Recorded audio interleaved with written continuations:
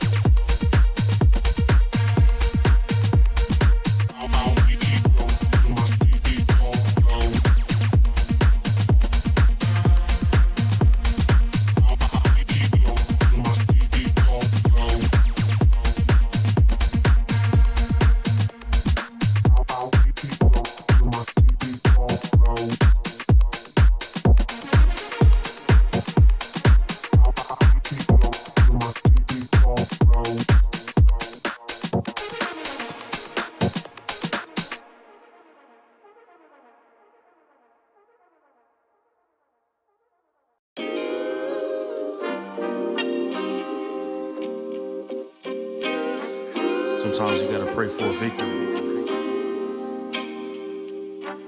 Yeah, I'm overzealous when I'm thinking about the cash flow. I never had no handouts, just came natural. I've been tested so much, all these restless nights, all these different situations that I've been through. I seen pain trying to creep in through the window, but now I'm sliding through the hood in a benzo. You gotta separate yourself just to elevate.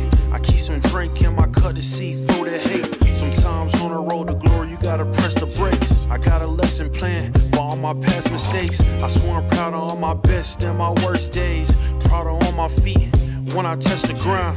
Front of A to Beijing, man, they know the sound. I know I made mistakes, but my mama proud. Fans scream my lyrics out in the background. They ain't know me then, but I'm hot now. They say life's a gamble, you gotta roll the dice. I risked a lot of different things just to live this life. Life down bad, you gotta pay the price. I've been through hell and back just to live this life. They say life's a gamble, you gotta roll the dice. I risked a lot of different things just to live this life. When you down bad, you gotta pay the price. I've been through hell and back just to live this life. I'm faced with a lot of different choices these days. Do a rock and roll, Lex account a blue face. The whole world know my name off a mixtape. I still got the same brothers since 6th grade. G-Wagon, red seats, we on Biscayne.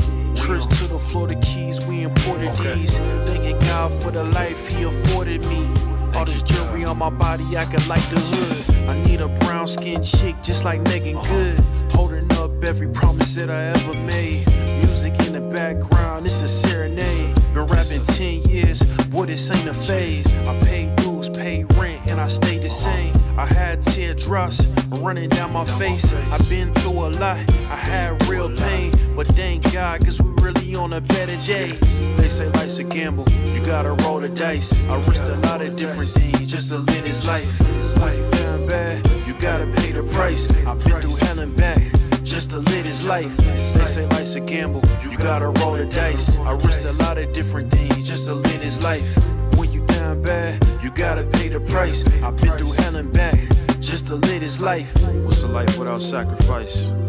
Sometimes you gotta thank God and just roll the dice. Pacino,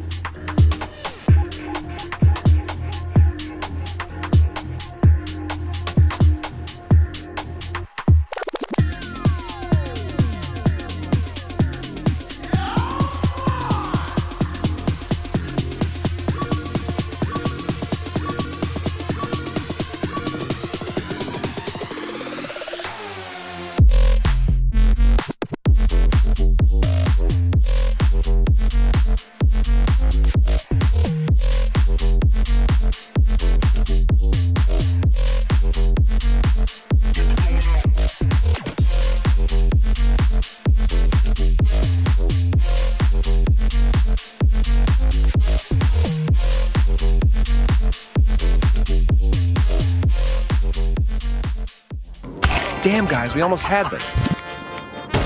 Thank God it's over. Bored of endless matchmaking? Take your first step towards ECL, experiencing real strategies against teams of your skill. Learn more at fce.gg/ECL. ESL presents ESL Challenger League in partnership with Intel, Acer Predator, DHL, Kidia, and 1xBet.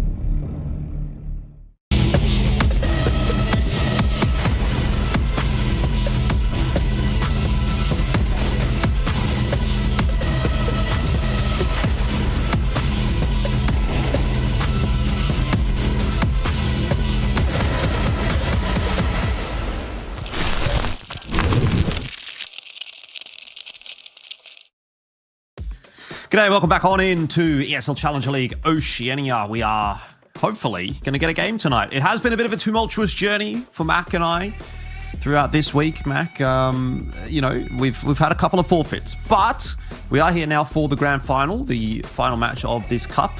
And SemperFi and Rooster, I think, both going to be quite locked in for this game. So we should hopefully get a good game of Counter-Strike out today. Yeah, I'm going to take any game, even if it's a bad game, after having 2 days of sitting here waiting for forfeits to happen, and then they happen, and it's just disappointing. I want to watch Counter-Strike. And look, these two teams are the kind of teams that I want to be watching Counter-Strike with. You know, Rooster the other day, I feel like they had a little bit of a hiccup down in that lower bracket after losing a map which we didn't think they were going to. And, you know, it's good to see that SemperFi also just made the easiest run through the upper bracket, not having to play as many opponents.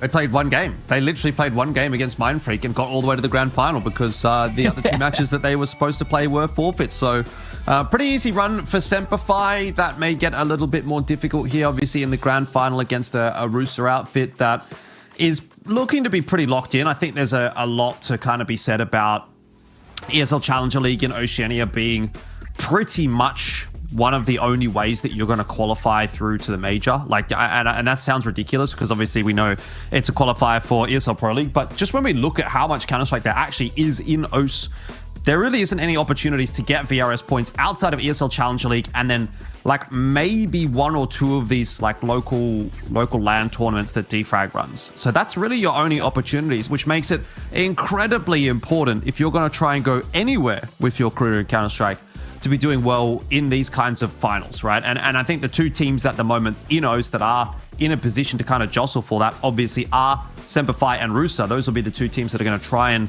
at least make a bit of a run in with the VRS to make it through to the major. They are quite a long way off, I will say, from being able to qualify to one of those 6 slots that Asia has got. But if they want to be part of that conversation, you know, a win here and then probably another 3 wins in the next 3 Oceania Cups is going to be what you're going to require, plus a win in the Extremes Lane qualifier, plus probably you'll need to do well in, you know, maybe 1 or 2 of the other tournaments that you manage to get to. I don't know if they may be able to get over to one of these tournaments that's happening in Asia, somewhere in China or Mongolia. Talking to some of the Rooster guys the other night, and they were saying they were going to go and attend the XSC event, but that one got cancelled or rescheduled, so unable to play in that one. And the other gossip, Mac, is that there is potentially roster changes on the cards here for SemperFi. You may have seen X-Talon, you know, falling apart a little bit here. So you kind of put 2 and 2 together there, and you think, well, maybe there's going to be a bit of an amalgamation happening at some point between those two teams. Yeah, right. I didn't put 2 and 2 together yet, so I'm glad, you know, we've done that, or you've done the hard maths for everyone. So keen to see what we're going to be spotting today in this game. And Alice, there's always going to be one of your players to watch.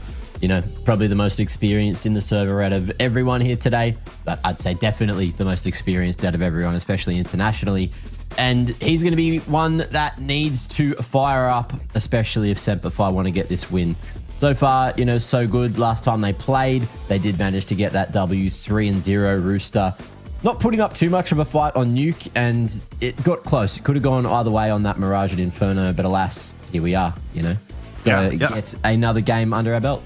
I mean, frankly, it actually has been quite a one-sided affair between these two teams in the vast majority of matches that we've seen them play. It's generally been, you know, SemperFi almost not even dropping a map. In rare occasions, they do drop a map, but when they do, it's a very, very close map. The only couple of maps that I can see in sort of the last few months that they have dropped were, a 13-10 and a 16-14.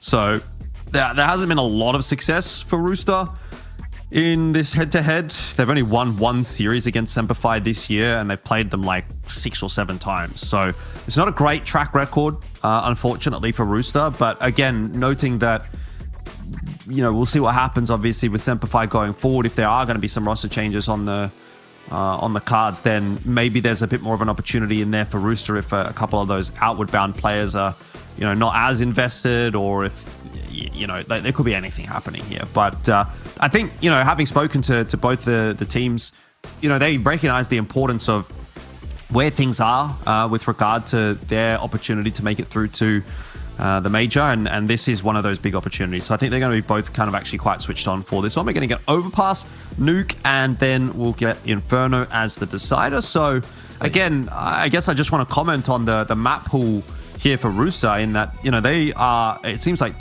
one of the only teams in Oceania, or perhaps the only team in Oceania that's really, I think it looks like, trying to integrate both Train and Overpass into the pool. So I think that's really quite good from them. It's going to start to disrupt the vetoes in a lot of these series, and this will actually be the first time we get to see SemperFi on Overpass in an official. So I don't half mind that as a choice from Rooster. I think that gives them a bit of an avenue into this one, but as to whether or not it's going to win them the best of 3, well, obviously that's going to be a bit of a bigger ball game. I'm just more excited that not only do we get to see Counter-Strike, but we get to see a couple of the maps in the pool rather, that are deeper, take that higher level of strategic depth to play, at least on paper. And also, we haven't really seen too much Overpass at all in OCE, so we'll see how the meta is sitting, if they're going to be running it back as what is kind of been seen internationally, or if there's going to be any kind of weird OCE flavor in the mix. And I feel like that's what we got to kind of lock in on, right? It's not just about the individuals in all the teams, it's also just about how they operate, because teams that are winning here, teams that are winning, in the future OCE Cups, they're going to be the ones going overseas, and they're going to have to bring, the highest level of gameplay possible. If not, there are said potential rumored roster swaps on the cards that'll all play into effect into the leading OCE Cups. But look, for now, we got to crown a champion for OCE Cup 1. Yeah, I do think it's a very winnable match on both sides. Rooster kind of came out the gates in their match against Mindfreak looking pretty good. The issue was, I think, for Rooster, they kind of just fell asleep at the wheel in a couple of crucial rounds, right? So I think the biggest thing for me when I'm watching this kind of a matchup, in particular for both SemperFi and Rooster, is to just ensure that they don't have those like egregiously troll rounds that you sometimes see out of Oceania. Like, if you can avoid that, like, that might actually just be enough, unironically, to get you through this series, because we know both teams are good. We know both teams have good individuals. We know both teams have, players that can pop up and carry a game. None of that's really an issue. They all know how to play Counter-Strike, and they're all pretty good and in decent form. But it's like these moments where the game just kind of breaks down, where the mental breaks or the focus breaks, that often tend to be the difference between winning and losing a map. And obviously that can kind of follow through with regard to an entire series as well. So that's one thing that I'm going to be keeping an eye on, is just making sure that these teams try to avoid as many mistakes as possible. You can't be throwing away these cheeky rounds here and there. And that was a little bit of a problem for Rooster in that game against Mindfreak. They almost lost map 1 as a result of it, but they did manage to get through it pretty okay in the end, and now they find themselves here in this grand final against SemperFi.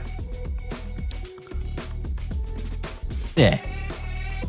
Which hopefully is going to kick off on time and there isn't any technical delays, because we've had a few of those over the last couple of days as well. That Asian game was a little bit hectic, but I'd say, the OCE internet is generally a bit more stable than over towards Asia. The other thing as well is some of the boys from Latvia, they've been here for a fair while now, and hopefully they can start to find some more success and get to some of these international competitions, because all you've heard from them for ages is, they are going to be focusing on making it to the major. That is what they want. And at the moment, I don't think, FlyQuest is really carrying the flag in terms of the VRS points, but well enough to even get us that second slot towards the, the online qualifiers. Yeah, but it doesn't even work like that anymore, Mac. It does not work like that, unfortunately, for Oceania. Like, that's what makes it even harder, is that it doesn't matter how well FlyQuest plays. Like, you just need to be in the top 6 teams in Asia. That means you're competing with Mongols, you're competing with Tyler, you're competing with Linvision. All these teams that have the opportunity to play in, the China quals, or like these, XSE events, or as you've seen, there's like a couple of just random like Mongolia tournaments popping up here and there. You have to compete with all those teams. You have to get more VRS points than all of those teams. All that matters is that you are a top 6 team in Asia. It doesn't matter. There's no O split. There's no China split. There's no Mongolia split. So right now they're quite a ways off of the mark when it comes to the VRS ranking. So wins here, important. And SemperFi going to try and be on the front foot. Oh. That is a really nice pop flash there from Alistair. Catches both ASAP and TJP, but Terry somehow finding both the trades. Chell has been brought down by Keen, and already this pistol round has just been disrupted by SemperFi. Yeah, not a bad little push, but Terry keeping Rooster in it for sure. And with everything happening so early in the round, they're going to like their chances at going back and taking this 2v1. Although Keen realizing that certainly might be the case, so he'll just create a little bit of extra space.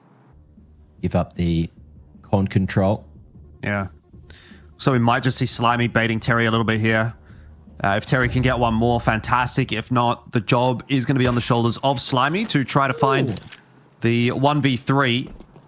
And that's exactly where we find ourselves. So Slimy was spotted out there by Valiance. He's going to come walking back onto the line. We'll make it across to the monster tunnel. But SemperFi already well prepared for a B defense. Now, Ali may go down to a cheeky shot here if he's not careful, but gets his timing right on the peak. And a pretty nicely executed pistol strap from SemperFi. It seemed like they had a bit of a read on what Rooster was going to get up to there. A great flash in from Ali. And yeah, it sort of fell apart for SemperFi, or for Rooster as a result. But I will reiterate though, looking at the VRS ranking for Asia, right now SemperFi in 11th, Rooster in 14th, and they've got 800 and 751 points respectively. So to get up into 6th, which is where Huns is at the moment, they would need 973 points. So they are quite a ways off of that. How do you even get that? Like, has it been long enough that the LAN points don't LAN points exist? are definitely fading away, yeah. Yeah, okay. For this match, SemperFi would win 17 points, Rooster would win 26. So that's not a chunk towards what they need. Exactly. That's what I'm saying. Like, if you need 200 points, right? Let's say you need 200 points as SemperFi to kind of overtake the Huns. Plus, then obviously you have to take into account the fact that some of your previous points are going to be degrading, and they're going to be playing things like, these local tournaments in Mongolia. So maybe you even need like 300, 400 points to actually be in the conversation. But let's just say for the argument, you need 200, and you're getting. How many off of this game did I say? 17 points? Yeah. Yeah, you pretty much need to win like 10 to 15 of these series in a row online without losing. Plus then also, as you're going up, those points that you gain from these series are going to lower. Like by the time you're another 150 points up, the points will be maybe 15 instead of 17 or 13 instead of 17 per game. So you kind of it's like diminishing returns. You need to just keep winning. So that's why I say it's almost impossible for these teams to qualify for the major unless they win every single game in ESL Challenger League and then also win the Extreme Sign qualifier, which is happening in Sydney in a couple of weeks. That's going to be the big one because that's going to be the land points again. So very, very tough to be a team from Oceania at the moment.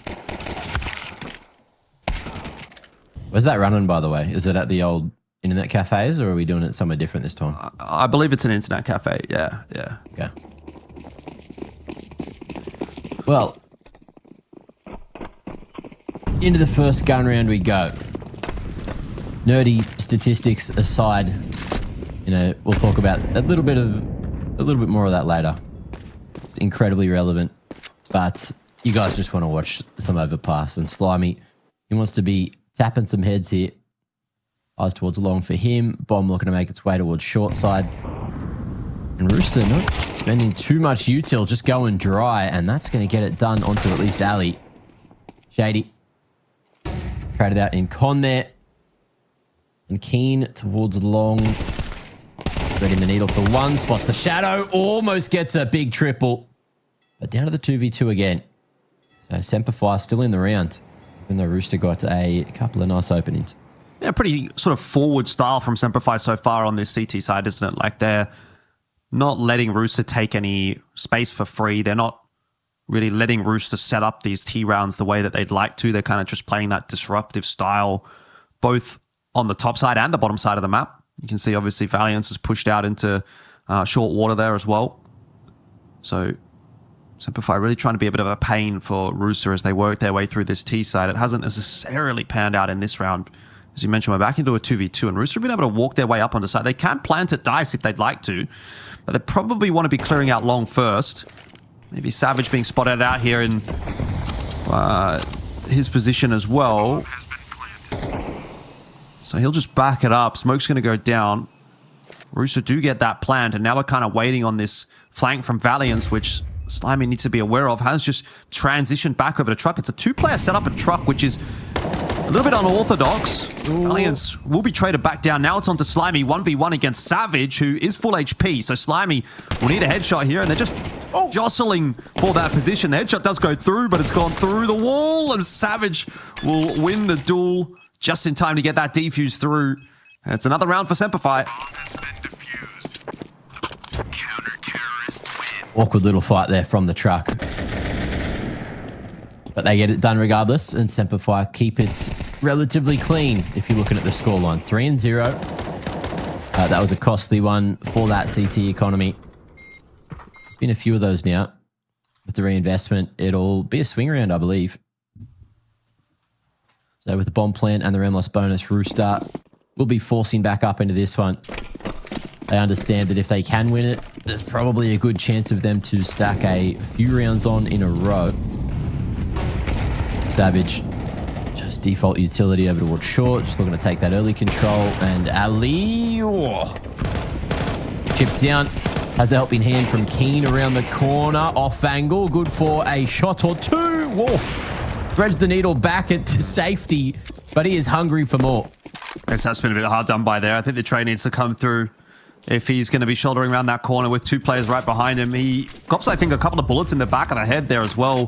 Spam from short as he's trying to clear out Alistair. And then the rest of Rooster kind of just standing there and not able to accelerate and catch Alistair's position. So Rooster down a player again, even despite the fact that they do take that sort of underpass control, connector control. It's not really as valuable when you give up a player for it. Not to mention a lot of damage done to Slimy, and Terry and Chell also tagged up a little bit. This is a good spot to be in for SemperFi. Ali's just being allowed to kind of do what he wants.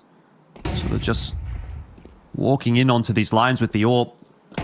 And he knows there's a couple of other players in the bathroom as well, so he'll go hunting for them, and he's just not having any difficulty at all. Rooster finding it very difficult to disrupt Alistair. So this round looks like it's going to be an easy one for SemperFi.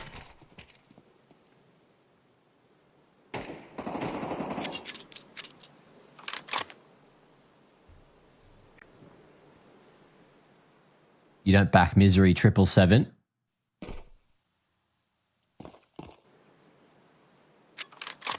I do not.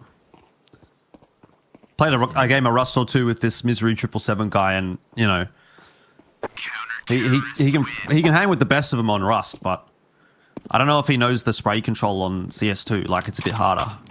Yeah, of course, especially with the Galil, that thing. Oof, you can lose that real quick.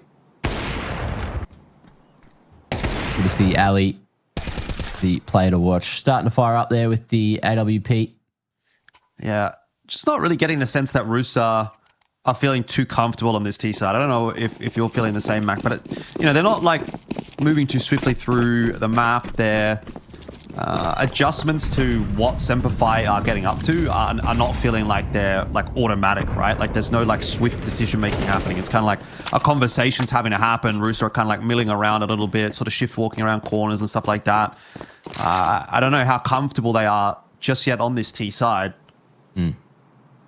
Yeah, I think their protocols aren't looking red hot, although it is the first map of the series, still early days. Yeah, but it's their pick.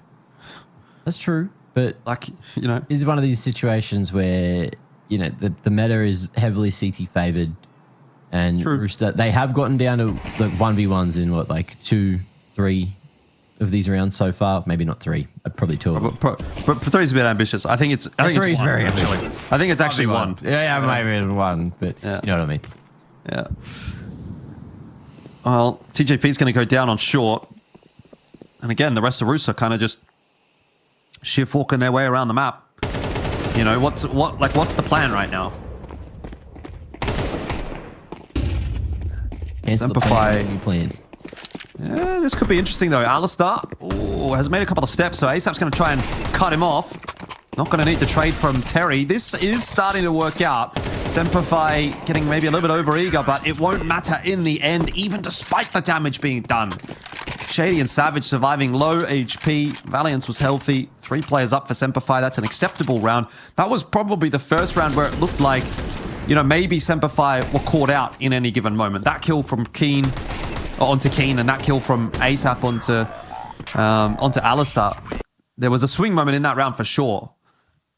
But once again, SemperFi just taking so much map control. Like, it feels like SemperFi have the whole map at any given time. Yeah, Like, I think that's a good way to put it. Maybe Rooster play a default here, please. we haven't seen too much like early utility either from Rooster, like the usual bits you'd see Smokes to take that bathroom control. They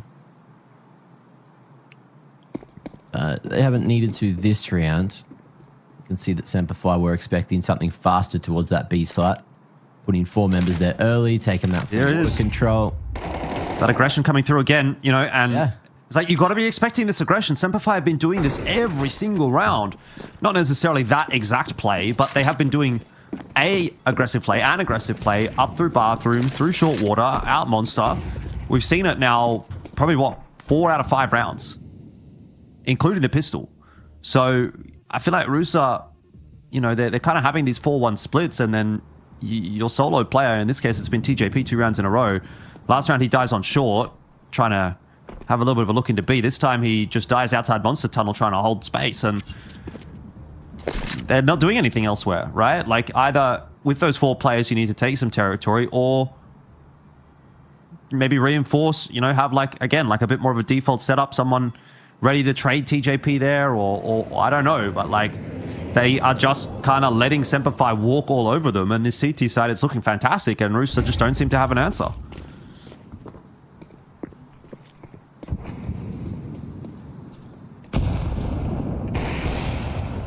Maybe it is due to a lack of reps. By the way, Adler going to be picking one more off. Fast flank out of Keen, who will deny the plant and stop what should have been another buy into the next. But at this point, 6-0, Rooster might still just go a little heavy on the buy regardless. I mean, I think you definitely at least pistol armor here. You know, you've got that much loss bonus that you can afford to buy down to 1.5K. So they're going to go for Tech 9s and armor. And, you know, at this point, like, I think with a buy like this, you do just kind of have to try and do something fast if you're Rooster, because SemperFi have been far too good in these sort of mid-rounds and finding their picks, and the Tech 9s aren't going to be able to hold up to that, right? I don't think you can really default with Tech 9 armor. So I'd like the fact that they're putting a bit of early pressure on the B side here. TJP, you know, making a couple of footsteps. They're going to try and flash their way through Monster Tunnel. Look, it's not going to work. It doesn't look like, but I like the approach at least, right? Like, you're kind of making SemperFi work a little bit for this round. Couple of nice kills do come through. Yeah. It was a good setup for SemperFi just to counter that as well. You had Valiance playing close at Wood, able just to pivot off the contact, off that initial flash through Monster. And TJ was doing everything he could just to bait out utility and draw attention towards short. But inevitably, big round again out of SemperFi. Nice read and ready just to adapt off the back of not taking short control. It feels like this was one of the first rounds they haven't actually gone for it too early. But Rooster, of course, throwing that short molly, just signaling that that is what they were after this time. Oh, and it's good to see that SemperFi are just, you know, doing all the right things here on the CT side. Yeah. So we've got Chell with the AWP this time around. So that's something a little bit different. See if maybe he can find an opener somewhere. Just kind of waiting for that aggression out from SemperFi by Playground. Keen obviously floating around doing whatever he wants.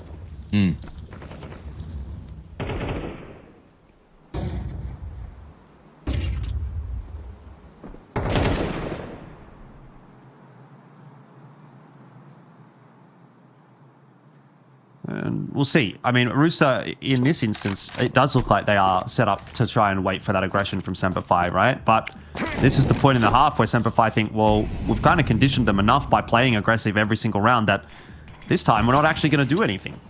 And so it ends up being Rooster just wasting a lot of time waiting for a push. Although I will say there is a bit of a push out on long. So there is still something happening for SemperFi. They're not really seeing anything on the top side of the map. So they're thinking, okay, maybe the B site's where we're going to have to head. And so Shady's slowly but surely kind of on his way down. ASAP will win himself a duel against Savage, but here we go. This is the first opener for Rooster that has been favorable. They've got themselves a 4-on-3. Now we'll see if they can figure out a way to close it out, and that will be a very helpful kill from TJP through the monster tunnel smoke to kill Savage. Yeah. So Rooster will take a sigh of relief as they do find what I imagine to be will be their first round of the half. It's all right. Still a potential 5 to find. Yeah, what look, we're talking about. if they could get 4 from here, I think that's a pretty good half, actually. It's going to be the rough way to do it, though. You look at everything that's currently there for them and everything that's currently there for SemperFi. So Rooster really need to worry about their own economy. The SemperFi are right for this round and the next, and then probably the next. Is Overpass the most CT-sided map in the pool at the moment, or is it Train? I it's on the believe numbers. Train was, but I will crank open my resource just for you. Thanks, mate. Yeah, just kind of want to get a bit of an idea of where Rooster maybe needs to get. Oh, that's really nice from Slimy. Good clean kill onto Alistair, who was flashed out by Chell. Starting to come together a little bit here for Rooster now. A bit more of a confident peek out from Slimy there. And they're disrupting SemperFi's aggression. So it seems like they're finally kind of like pulling up their bootstraps a little bit and deciding that they do want to play this T-side instead of letting SemperFi really dictate it. Trained by 1% of 1 or 2% of CT rounds. So, but this is still quite a CT-sided map at the moment, so yeah, it is the second CT-sidedest of the maps, and then Nuke not too far behind. So yeah, I think 4 would actually be pretty all right for Rooster if they could get there. This is interesting from Chell. See what Savage is going to get up to. Making a bit of noise. Savage close, Shady there as well. Gonna get that smoke down. Savage has kind of done himself a little bit dirty there, and that's really undone Shady's position as well. So nice heads up play from ASAP, just getting in front of that smoke as it's tossed, and that'll be a round for Rooster. I think if Savage wanted to throw that smoke, he needed to do it a little bit earlier before the players were already on top of him. Yeah. Obviously, he threw it in response to the jump that Chell did. But Chell was like literally right next to him when he jumped, so awkward timing for Savage. Well, that'll be a second, though. And as we were talking about, Rooster keeping it clean. Fully clean? Looking like it will be. Team just hiding around the corner. Will take one away. Get the upgrade to the AK, so it's not all bad.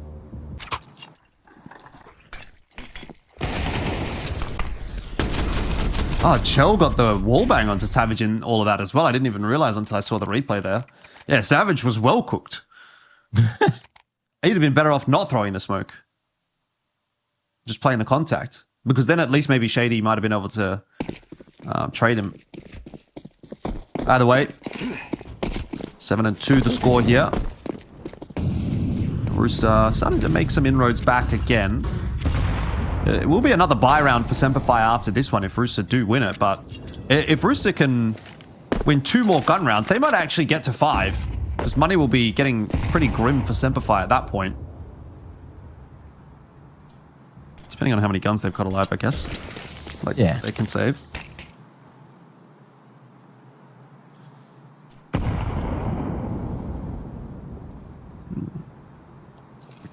Slower approach now. And you can see the respect that SemperFi is giving after the prior rounds.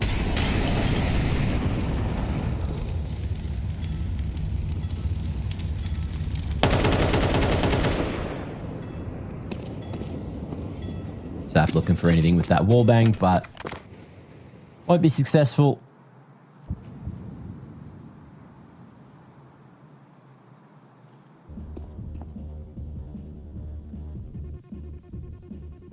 Rooster really just letting that time trickle down. You can see there's so many incens, so much util still left for SemperFi to deny, to buy time, but all Shady blinded will force Savage to get off of the sandbags. And the double up on short, I don't hate it. Triple up. Oh, there's 3 players. They have been smoked off, but you're right, it's worked out. Rooster are going to really struggle to get a bomb plant now. 20 seconds left in this round. Terry and ASAP are going to have to come up huge. Smoke for window. That will negate some of Alice's impact, but I don't know how you get a bomb plant here. It's just too much control. Oh, what is that? Oh my god, that was almost... Like, if the bomb goes down there, I wonder if ASAP could actually win that round. That might be the worst spray I've ever seen from Keen. Shout out Keen one time. Online CS does some numbers sometimes, you know. He's not going to want to see that one again. I want to watch it again. Like the crosshair was fine at the start. I think the spray was actually okay. I feel like it just started in the wrong spot. You know what I mean? Yeah. I don't know. Anyway, that was pretty bad, but it's all good. It doesn't matter. I just thought it was funny. Maybe he thinks you're funny. Probably he does.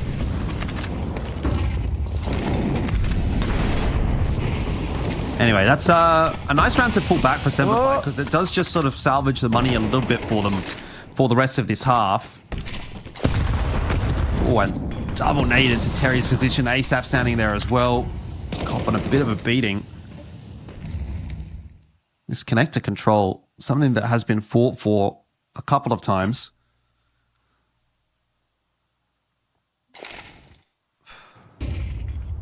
Ali, the solo A player right now on 23 health.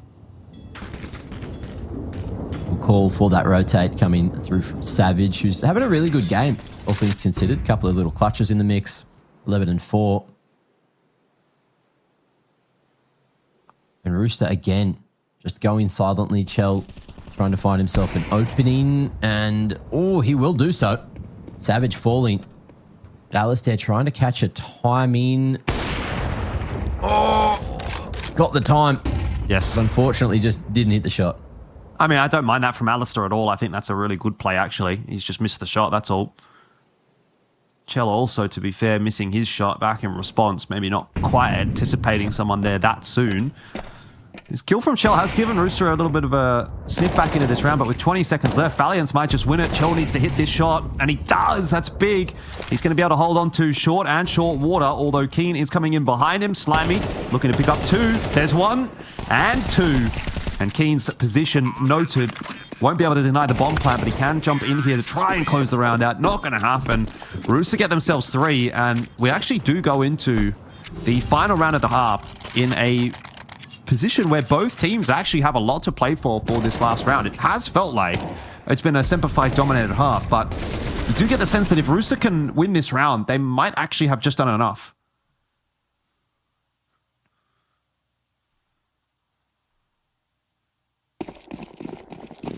Let's see what they end up doing.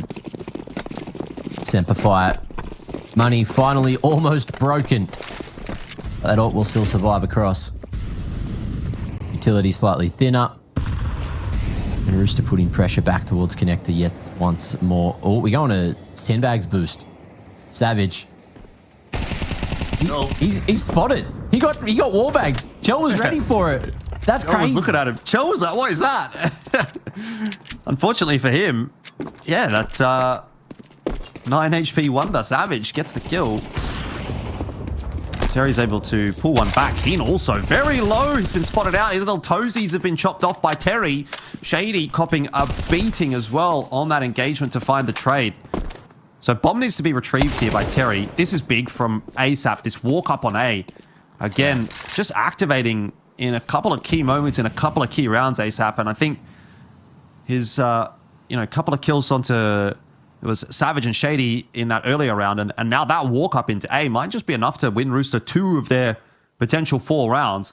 Slimy in a great spot here as well to cut off the rotation up from Connector. Oh, it's that incent down as well. Valiant's now having to step. He's going to give away his position. And Terry does not want a bar of it. He's got his jogging shoes on, but he actually might not be there quick enough. ASAP needs to help him out. Oh, did they not hear Valiant's? I don't know. Now it's all on to ASAP, who has to get this one done solo. Just retrieving the bomb, but taking the fight and winning it. 8-4 is the score at the end of the half.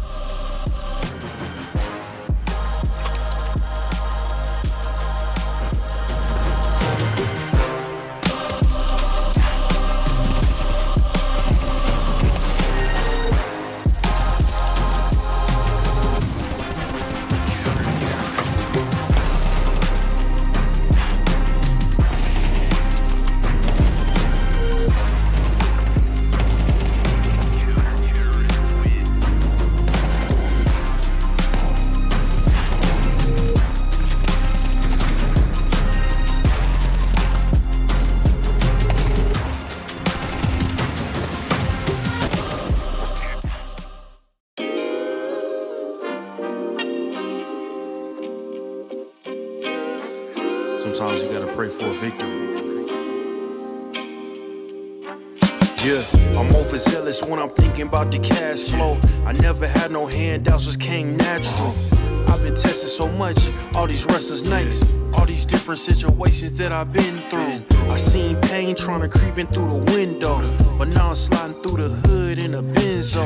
You gotta separate yourself just to elevate. I keep some drink in my cup to see through the hate. Sometimes on the road to glory, you gotta press the brakes. I got a lesson plan for all my past mistakes. I swear I'm proud of all my best and my worst days. Proud of all my feet when I touch the ground. Front of 8 at Beijing, man, ain't know the sound. I know I made mistakes, but my mama proud. Fans scream my lyrics out in the background. They ain't know me then, but I'm hot now. They say life's a gamble, you gotta roll the dice. I risked a lot of different things just to live this life. Life down bad, you gotta pay the price. I've been through hell and back just to live this life. They say life's a gamble, you gotta roll the dice. I risked a lot of different things just to live this life. When you down bad, you gotta pay the price. I've been through hell and back just to live this life. I'm faced with a lot of different choices these days. Do a rock and Rolex account of Blueface. The whole world know my name off a mixtape. I still got the same brothers since 6th grade. G-Wagon, red seats, we on Biscayne. Trips to the Florida Keys, we imported these. Thanking God for the life he afforded me. All this jewelry on my body, I could like the hood. I need a brown skinned chick just like Megan Good. Holding up every promise that I ever made. Music in the background, it's a serenade. Been rapping 10 years, boy, this ain't a phase. I paid dues, paid rent, and I stayed the same. I had teardrops running down my face. I've been through a lot, I had real pain. But thank God, cause we really on the better days. They say life's a gamble, you gotta roll the dice. I risked a lot of different things just to live this life. Life down bad, you gotta pay the price. I've been through hell and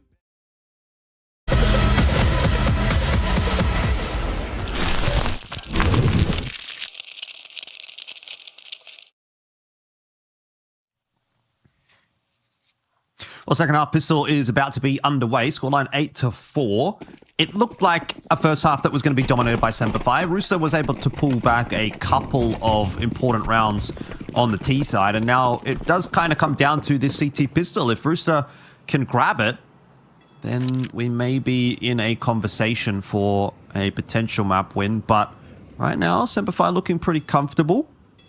Make their way up the connector. Shell. Waiting. Oh, but that timing, it ends up working out for him somehow. Sap knocking on the door to find all 3 in connector. Bomb on the floor, and this round is looking incredibly unwinnable for the deadly duo left here for SemperFi. Make it just savage. 12 and 6 is going to have to get the 1v5 ace to even be in this conversation. Yeah, Chell looking pretty sharp with the USP. Definitely didn't feel like he had a great grasp of the timing there, but the shots connected. That's what matters. So now Savage will just have a look and see if he can find any extra cash on his way out here. You know, pop a head or two. Unlikely to even get a bomb plant, frankly, but if he can, you know, maybe take down Chell and ASAP, who are the players in Connector, get himself an extra few $100 extra.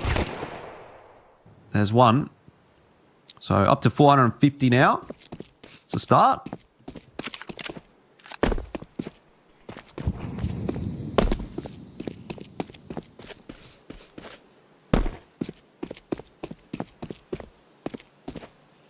Yeah, look, that time's against him.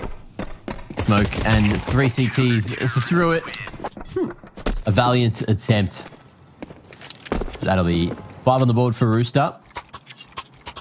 CT pistol that was desperately needed just to try to have themselves forced back into this conversation. Crazy couple of shots out of Chell there. The man with full domination towards con side.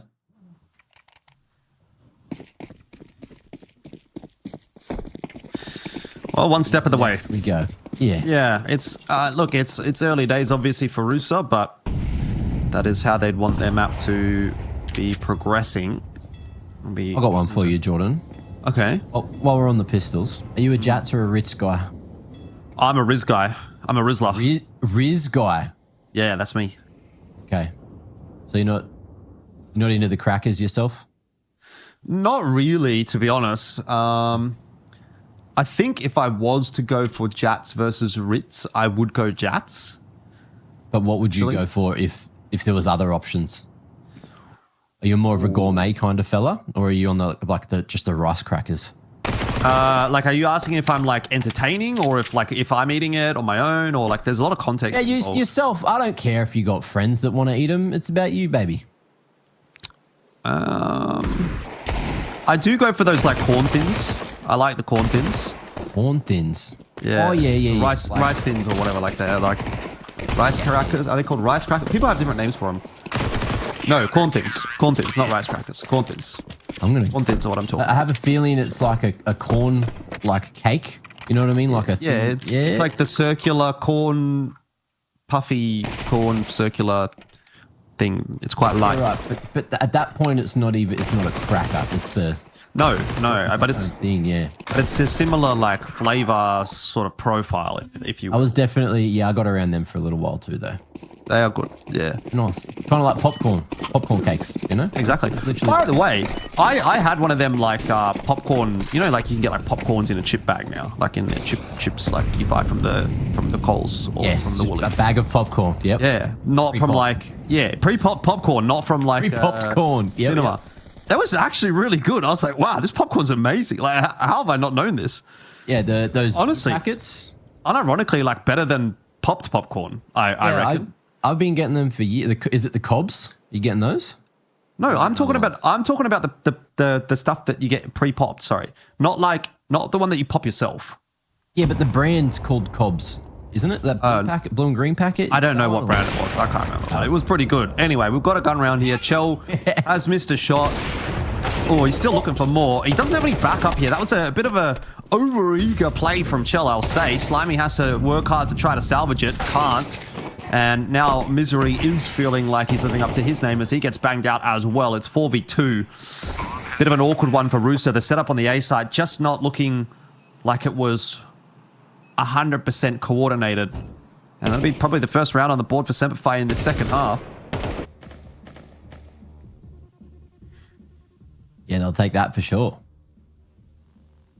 Terry and Sap both just going to be looking to keep the M4A1Ss alive. Decent utility on Sap as well. It's an extra work, like $800, as well as the kit carried across to the next. So you'll take that every day, and you're looking at the money left in stock for Slimy, for TJ, and for Chell. They're going to be able to buy. Terry can drop across. So they will be warranted another shot moving into the next. But yeah, SemperFi, first gun round secured. And with 4 alive at the end of it, That's going to be solid for their econ. Chell, very much between a rock and a hard place there. Didn't have that helping hand up towards the A site to watch the bathroom swing in time, and it was costly in the end. Into the 16th, as mentioned, Rooster, pretty much everything they need brought into the round. What are we going to see SemperFi go for here? 2-3 split, presence in con, looking pretty good for the initial phases of the round. Rooster can't really afford to be losing this round, though. If they do lose this one, the game's probably done at that point. They don't have enough money in the next round. They'll be down something like 11-6. And I'm not really seeing them come back from that. So if they want to stay in this contest, they do need to win this round, probably with at least 2 or 3 guns alive.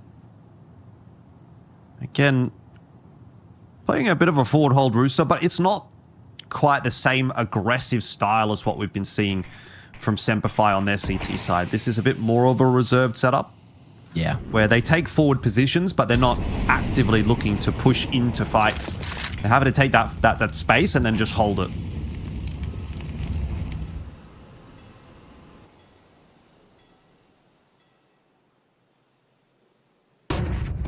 Blimey. Not ready to clear close. Flash. Not deep enough to hit towards Keen, but TJ locking onto long control. But for how long? Ali able to trade a little later. Chell finding that refrag onto Keen. And in the meanwhile, that will trigger the rotation back up towards this A site. SemperFi slowing down. Just thinking about using some util. Ali just trying to stay posted towards that bank line. Fully invested to stop Chell from swinging too wide out. And Shady falling puts Rooster in a good position to close. Chell and Sap just playing off one another. And Ali in the open. 12 seconds. Can't go for the rotate. We'll have to commit here with the smoke on site. Oh. Nade into that smoke. Terry has spotted him out, but he's allowed that bomb plant to go down. And this is where it does start to get awkward. Alistair needs only one shot. Terry up over the top, expecting him somewhere in the smoke, maybe, but Alistair just lurking around the outside of it will win a very important round for SemperFi. It will be an economic break for the CT side, and I think that puts Rooster up the creek without a paddle, and they're trying to go up the waterfall as well. So, comeback attempt here on Overpass doesn't look like it's going to eventuate.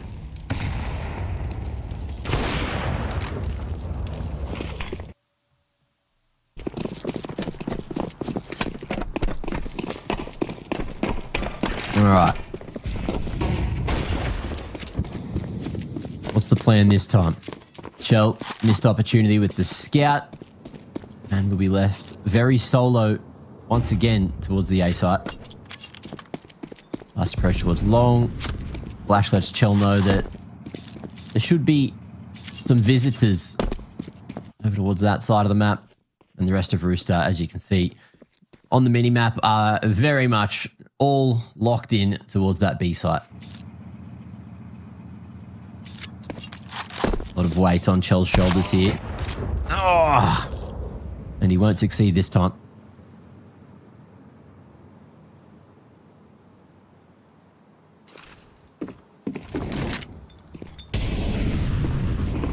Yeah, SemperFi easy to pick this round up for themselves. Planet Dice, and I don't even know if Rooster are going to really feel like they want to go for anything here, but I suppose they may as well see if they can grab a gun or two. Slimy going to lead the way with that P250. Resmoke's going to come through.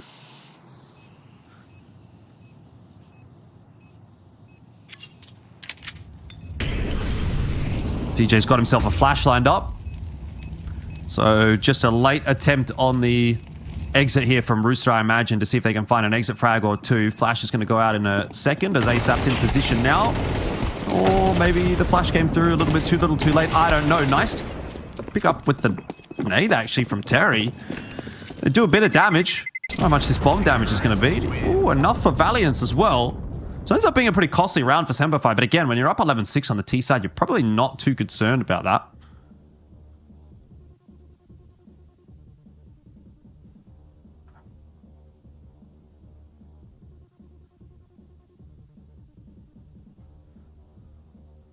Two more necessary for SemperFi to close this out. And so far, more success earlier on in the half on this T side than what we saw from Rooster. SemperFi showing them how it's done. But the full buy is back for the Rooster members. And again, just going to go for the 1-4 split. Chell posted on long. SemperFi going to flash and fight for short control. It's connected that they're after first. TJ hunting for some free damage with the wallbang. And a silent contact back towards short. Look at this timing. Ali. I don't think you've seen the silencer, but extra U2 are going to be tossed around. That's going to be heard over towards the sandbag side. Ali just hoping he's posted on the right point at the right time with another resmoke towards Monster. Terry's still able to sit on the short side of the canal. Sap finally getting the info on the AWP's position. Savage getting ready to go for the full execute.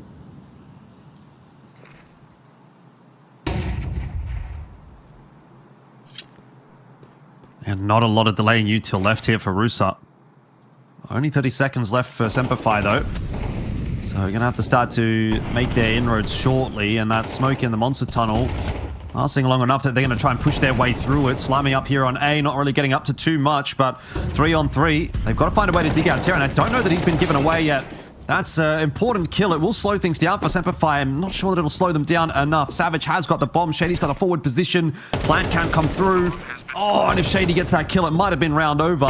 Savage in the end will get an important one onto Chell and doubles down onto Slimy. So the 2v2 doesn't really amount to a whole lot. SemperFi go up 12-6, and it looks like we're just getting another Groundhog Day between SemperFi and Rooster, where it's all the way of SemperFi.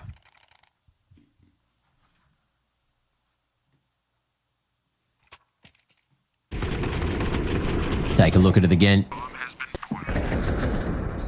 Lovely entry work, and the 2v2, it felt like Rooster just didn't stand a chance there. Savage having a beautiful day at the office. Look at this, 17-10. Everyone else all pulling their own weights as well. Oh, and look at this timing. Flash forward. Terry, get that inside out as soon as he can, which will buy some space towards the wood side. Sap able to find one. Shell can't connect, just dancing in the flames, which in hindsight might not have been the best idea. Terry still waiting and hoping he can find something, but attention drawn towards that smoke push. Beautiful trade game displayed by SemperFi, and in the 1v3, a Famis is not the best tool for the job, but Slimy gave it a good crack regardless. 13-6, and SemperFi, that was a beautiful display here on Overpass. Yeah, certainly. I mean, I think there's definitely a lot that Rooster can go back and have a look at there to try and figure out, you know, maybe what they need to be doing to bring their Overpass up to scratch, because that T side definitely left a little bit to be desired initially, and then CT side, some of the setups just not working out for them at all. So pretty rough going across the board for Rooster. You know, when it's your map pick, you definitely are expecting to get more out of it than what they were able to do. So grand total of 6 rounds is, yeah, it's definitely not enough. And that's going to be a pretty tough one to come back from and recover from mentally for Rooster, knowing just how important this is. So going into that next map, I think we will expect to probably see more of the same when we go on to Nuke, which is the choice of SemperFi. Yeah, and I don't know if we're going to see the same thing, but at least Rooster will get the start on the strong side, which can definitely put them in a better position. But hey, look, to get there, we do have to go to a break. So we'll be back very shortly with Nuke on the other side.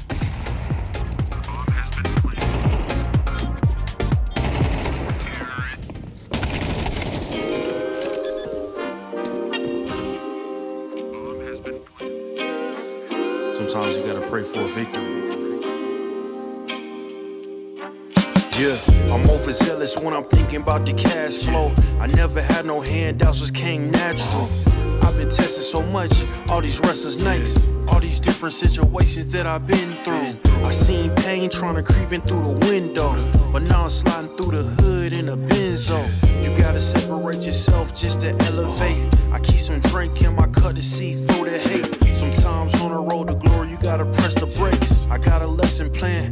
my past mistakes. I swear I'm proud of all my best and my worst days. Proud of all my feet when I touch the ground. Front of 8 at Beijing, man, they know the sound. I know I made mistakes, but my mama proud. Fans scream my lyrics out in the background. They ain't know me then, but I'm hot now. They say life's a gamble, you gotta roll the dice. I risked a lot of different things just to live this life. Life down bad, you gotta pay the price. I've been through hell and back just to live this life. They say life's a gamble, you gotta roll the dice. I risked a lot of different things just to live this life. When you down bad, you gotta pay the price. I've been through hell and back just to live this life. I'm faced with a lot of different choices these days. Do a rock and roll Lex account of Blueface. The whole world know my name off a mixtape. I still got the same brothers since 6th grade. G-Wagon red seats, we on Biscayne. Trips to the Florida Keys, we imported these. Thanking God for the life he afforded me. All this jewelry on my body, I could like the hood. I need a brown skinned chick just like Megan Good. Holding up every promise that I ever made. Music in the background, it's a serenade. Been rapping 10 years, boy, this ain't a phase. I paid dues, paid rent, and I stayed the same. I had teardrops running down my face. I've been through a lot, I had real pain. But thank God, cause we really on a better days. They say life's a gamble, you gotta roll the dice. I risked a lot of different things just to live this life. When you down bad, you gotta pay the price. I've been through hell and back just to live this life. They say life's a gamble, you gotta roll the dice. I risked a lot of different things just to live this life. When you down bad, you gotta pay the price. I've been through hell and back just to live this life. What's a life without sacrifice? Sometimes you gotta thank God and just roll the dice. Pacino.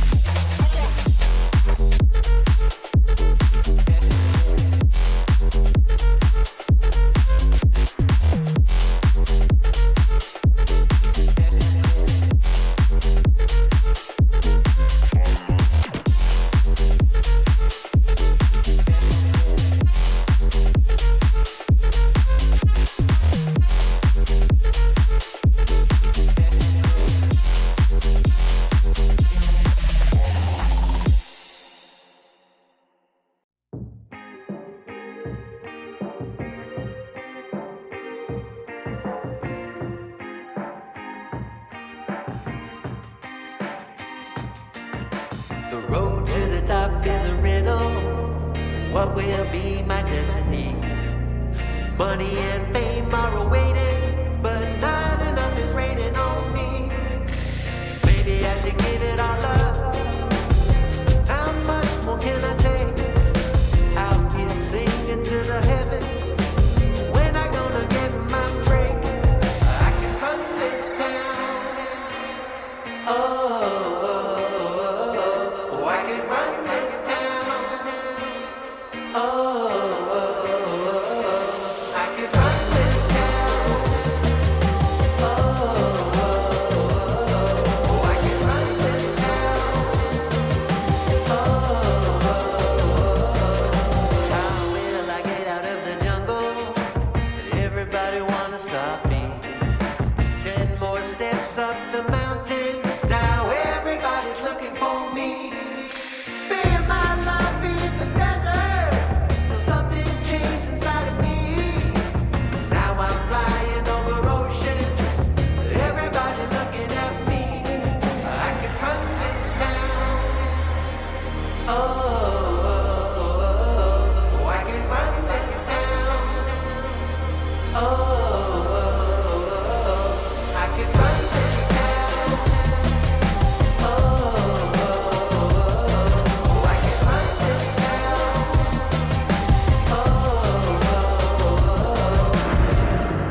Full power, get louder. I'ma get strong, just watch me. Full power, get louder. I'ma get strong, just watch me. Every hour, no doubter. Gonna hear my song, just watch me. Every hour, no doubter. I can run this town. Somebody give me the key. Oh, I can run this town. Oh, I can run this town. No more doubt about me. Oh, I can run this town.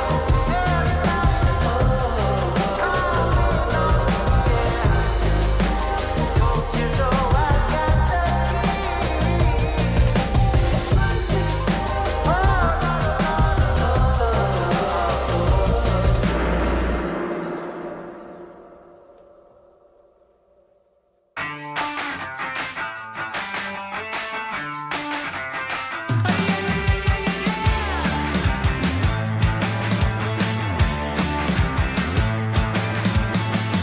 Get up on your feet, this is a shakedown.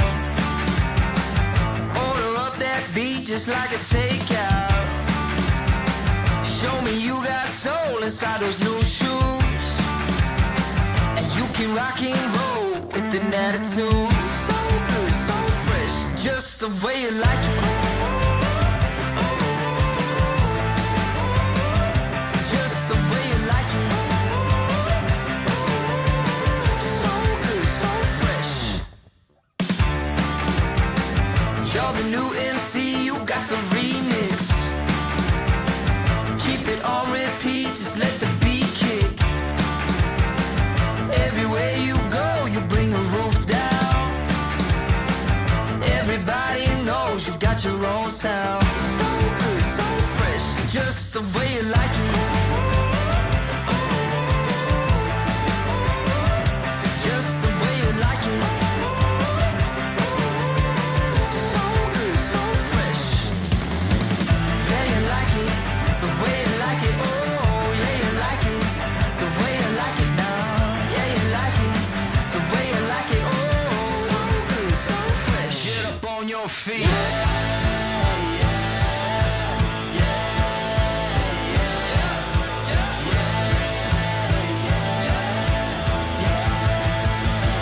Show me you got soul.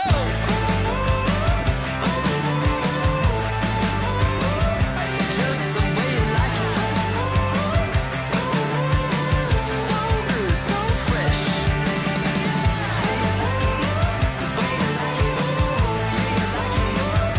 Just the way you like it. So good, so fresh. Get up on your feet, this is a shakedown.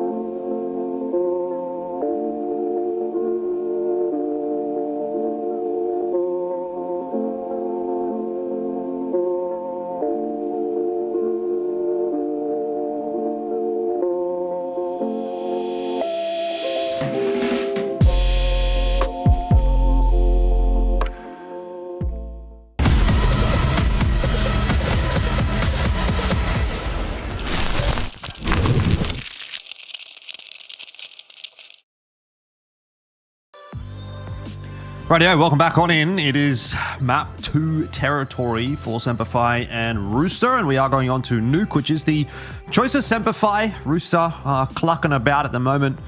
Unfortunately, not very well. They lost their map pick of Overpass. They kind of got a bit battered, Mac. And I don't know that I imagine that's going to change too much here heading into Nuke, given the track record between these two teams. Yeah, look, you know what the saying is. If you're not clucking, then you're not getting a stellar Rooster CT sides of all time. You know, I think Terry's going to fire up. I think ASAP's going to be a staple. You know, TJ hasn't had one of his TJ games in a hot minute, it seems. So maybe it's time for them all to, you know, use their powers combined and show us exactly the Rooster of old that we all kind of expect to watch when Rooster are playing. Yeah, fair. I mean, Nuke is a map that they do play a bit. They have some reasonable numbers on it. The only issue is that the last time they played SemperFi on it, they lost it 13-3. So not exactly going to be writing home about that one. We'll see if that changes today. Valiant's here at ramp, gets his head banged off, kind of overstays his welcome there with the USP. Gets a couple of shots in, maybe should have backed off down the ramp. Instead, he wanted to fight, and now it's on to Shady to try to hold on to this B bomb site. Quick rotate coming down from Savage, but not hitting enough shots to make a difference, and it's down to just Alistair here in what was a 1v4. Now a 1v3, and now a none v3. Pistol round on the board for Rooster. And they chose to start T as well, Mac. Oh, they have. There you go. That's a choice. One of the choices of all time.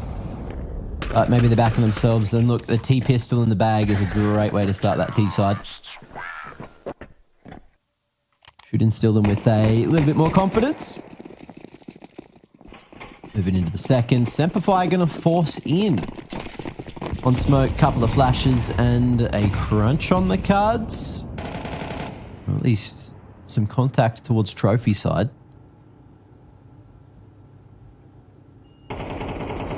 Set up on the short side. One and done position for them all, but it's a creep back towards outside instead. Looked like Rooster were kind of anticipating that lobby crunch, sending members there early. Now it could just be Slimy left as a sacrificial lamb as everyone else.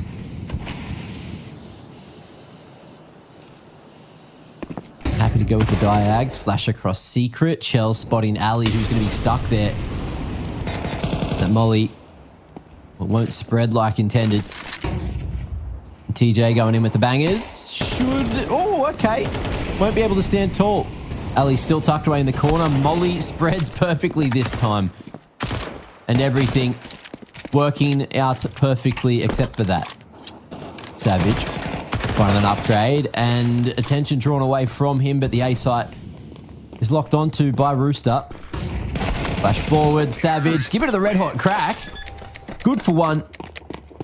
But that'll be 2 on the board for Rooster, and I don't think that's enough financial damage to warrant another buy from SemperFi, but they have enough there to just get some 5-7s, give themselves a shot.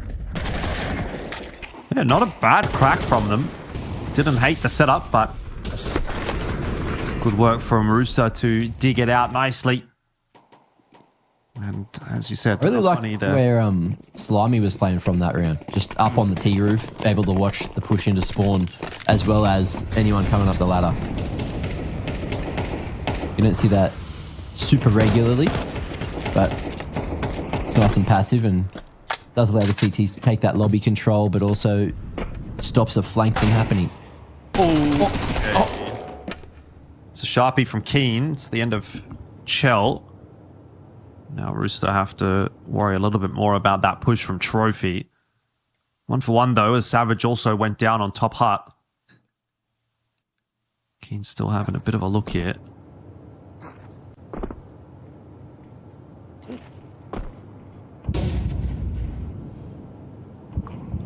Looks like it's going to be a lobby crunch. Shady poking his way around there. He's going to lose his head to Terry. I thought it was going to be a lobby crunch because I thought Keen was going to go as well, but he didn't. Just still trying to find some picks on that angle with the Deagle, this time shut down by TJP.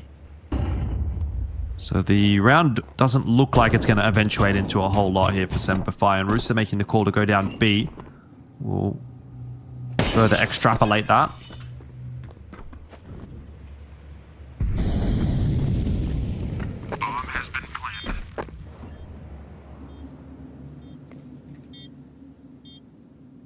Ali. Oi. Oi. Going some toes. Oi. Oi. Ali's just trying to sell some toe pictures to Terry. And Terry's not biting. Yeah, Terry just wasn't shooting. It was someone else from behind him that took the bait. Ali, though, it's a $600 kill reward for Slimy, who is happy to hunt there with the MAC-10, and Valiant's hoping that he can carry across some extra firepower onto that CT side for the next. Save themselves having to invest into another rifle. But Slimy, got tool for the job. Oh, and the great approach too.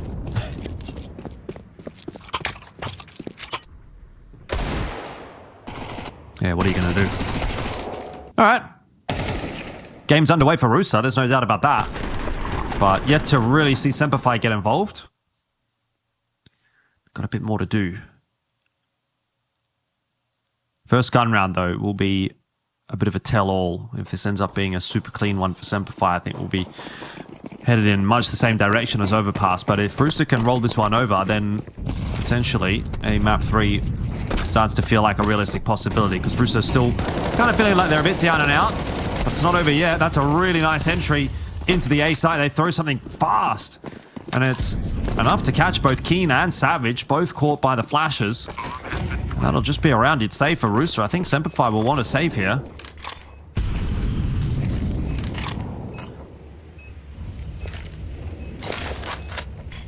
Yeah, given nothing after the bomb goes down, so they're going to be happy as anything to keep 3 weapons alive into the next, especially high priority on the AWP. Can potentially be a difference maker in the next round. 4 alive for Rooster. Economy looking pretty good as the rounds keep rolling in their way. And who knows, maybe it was just, Rooster coming in feeling a bit more confident on their T side, so they've gone for it. Last time they played, was it CT side start? Let me have a look. Oh, while you do that, I'll say I don't mind seeing them play a little bit more confident here on this T side. I mean, it's a far cry from what we saw on Overpass, where they were really feeling quite toothless. But they come out the gates quite strong here. Really throwing the fight back at SemperFi. So SemperFi going to have to come up with some answers. They'll look for a little bit of out of control this round. Molly deep there is going to set Ali up as well. So lots of presence on outer for SemperFi here. But Rooster not really too interested in that. Again, a much more default setup from Rooster in this round. Yeah, it was a CT side start last time, which didn't go right. And their T side start in the second half never started. It was 0-4. So maybe Rooster thinking, all right, well, that didn't work. Let's go for the T side start instead. And hey, the change has already netted them more rounds than last time they played.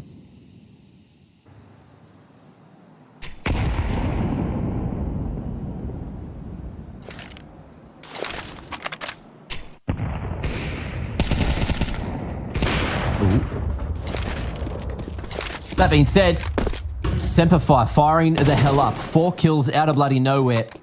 The Outers brawl goes mostly in their favor, but TJ, gun out at the ready. 12 in the magazine and looking to keep on fragging. Oh, knows he's got the isolated fight and he's happy to take that one. 1 bullet between the grave and both of these individuals. Molly buys some space. But TJ, oh, just barely threads that needle down the vent. And I don't think Valiant saw it on the map either.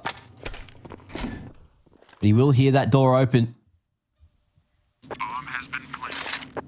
And it's anyone's round.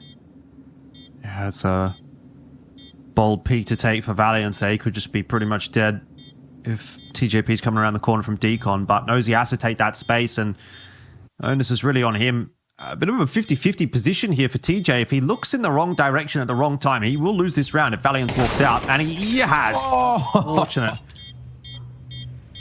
Just takes that gamble and loses on the timing. So first round on the board for SemperFi. It's not a great round. It's down to just the one gun. So it will keep Rooster pretty happy, economically speaking, but some more work to be done. A good effort from TJ to at least keep this game as competitive as it can be for Rooster, even despite the round loss. Yeah. I think the theory of that position is just the fact that he didn't have a read on where Valiant was at that point, didn't see him at the door, never took that contact, but he knew that he was that ramp member. So thought he would be over towards that ramp side, mega side. But alas, maybe thinking isn't TJ's strong point. Okay. Done him a little bit dirty there. Look, I'm talking his mechanics. His raw mechanics are his strong point. You saw the rest of that round? Yeah. Pull up the positives, Jordan. Just spun it with the negative. Well, what's ASAP going to get up to here?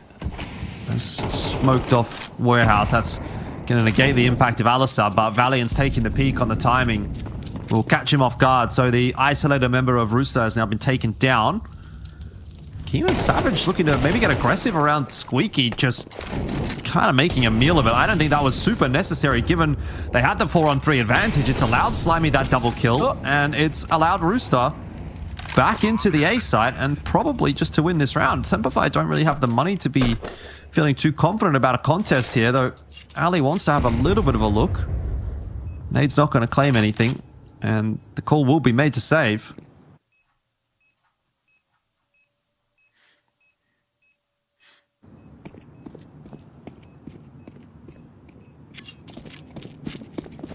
Not bad, not bad. The bounce back after losing one round. And again, the one round they lost, you saw the fashion. It was almost the 1v4 from TJ. So the finances not in a solid state at all for SemperFi.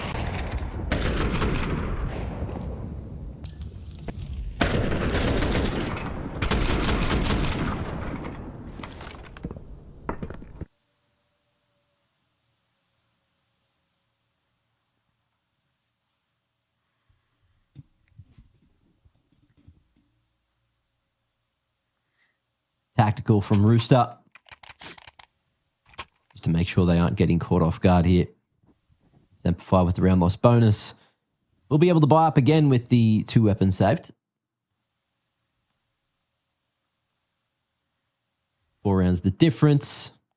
But again, Rooster coming alive here in the first half of Nuke.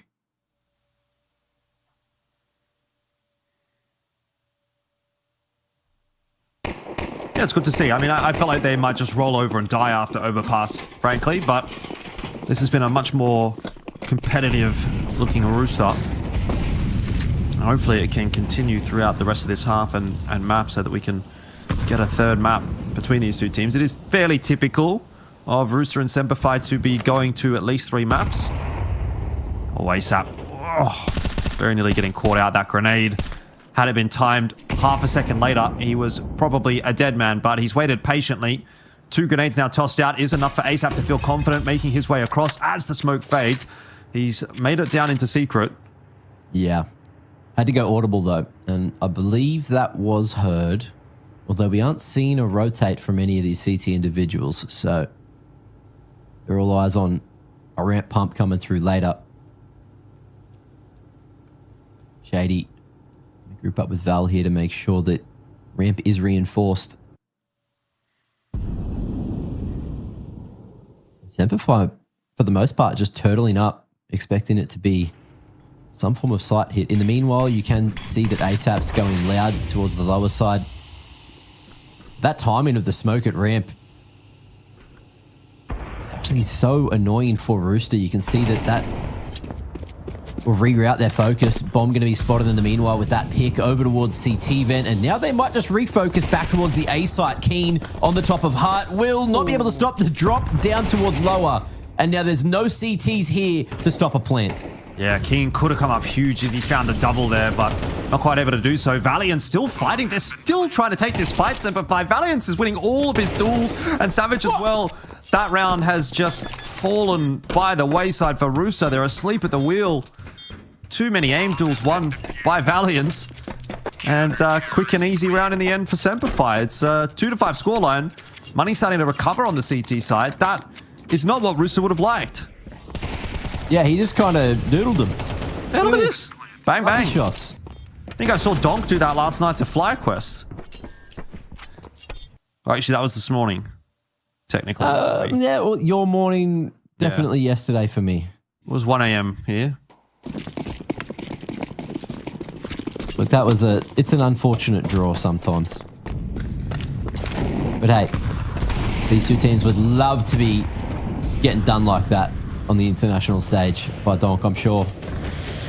They're both fiending for it, and that's why they're playing here, you know, to be the best of the best in OCE for now.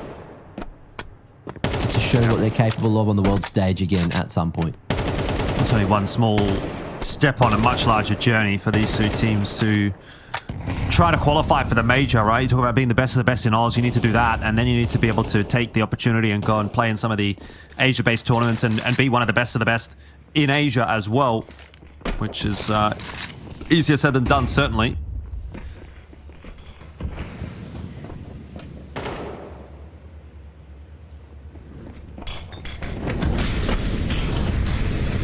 Faster approach towards the A site. Pop flash out the door. Shady not spotted on default. And the cover from heaven is enough to draw attention away and allow Shady to continue activating. 3v1 angle. Chelios with at least the bomb on his back. And 40 seconds. If you can get this pick on the Savage, might be able to slide his way through the vent. Although it could just boil down to the timing. Barrel of the AK spotted as he swapped to it. And that will be his downfall. Yeah. Unfortunate because he actually got outdoor, and if he would have kept going up to Tetris, he might have been able to get the kill on the Savage. A little bit of a cheeky spot, but not working out this time. Good hold again from SemperFi. Their CT side now starting to recover. Somewhat reminiscent of that first map. SemperFi were sort of dominating, and then Rooster were pulling it back at the back stages of the half. Now you're getting the same, but in reverse. Rooster were looking good, but they gave up that one critical round, and now all of a sudden it's SemperFi, who have got a strong enough economy, are starting to look a little bit more comfortable. TJP dodging all the bullets. I don't know how he's still alive. Nade's going to go into his position and finally do a bit of damage. But he's somehow got out of there. Not quite. Bomb on his back will be a problem, obviously, for Rooster, as that's now dropped into Squeaky, and well, SemperFi wrapping it up pretty comfortably in the end. 4 on 5 as SemperFi start to mount this comeback. Yeah, they're doing some good work.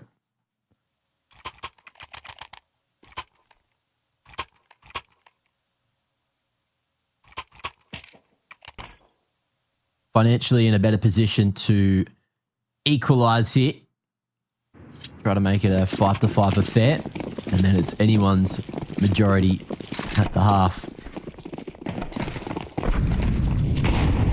Util over towards door, but it's a fast approach towards ramp, and Valiance has been pretty capable in these positions. Oh, full committing to the spray, having a swap to the secondary, but does have a 5-7 at the ready, and we know that that thing is not just all bark, it's got a bit of bite behind it.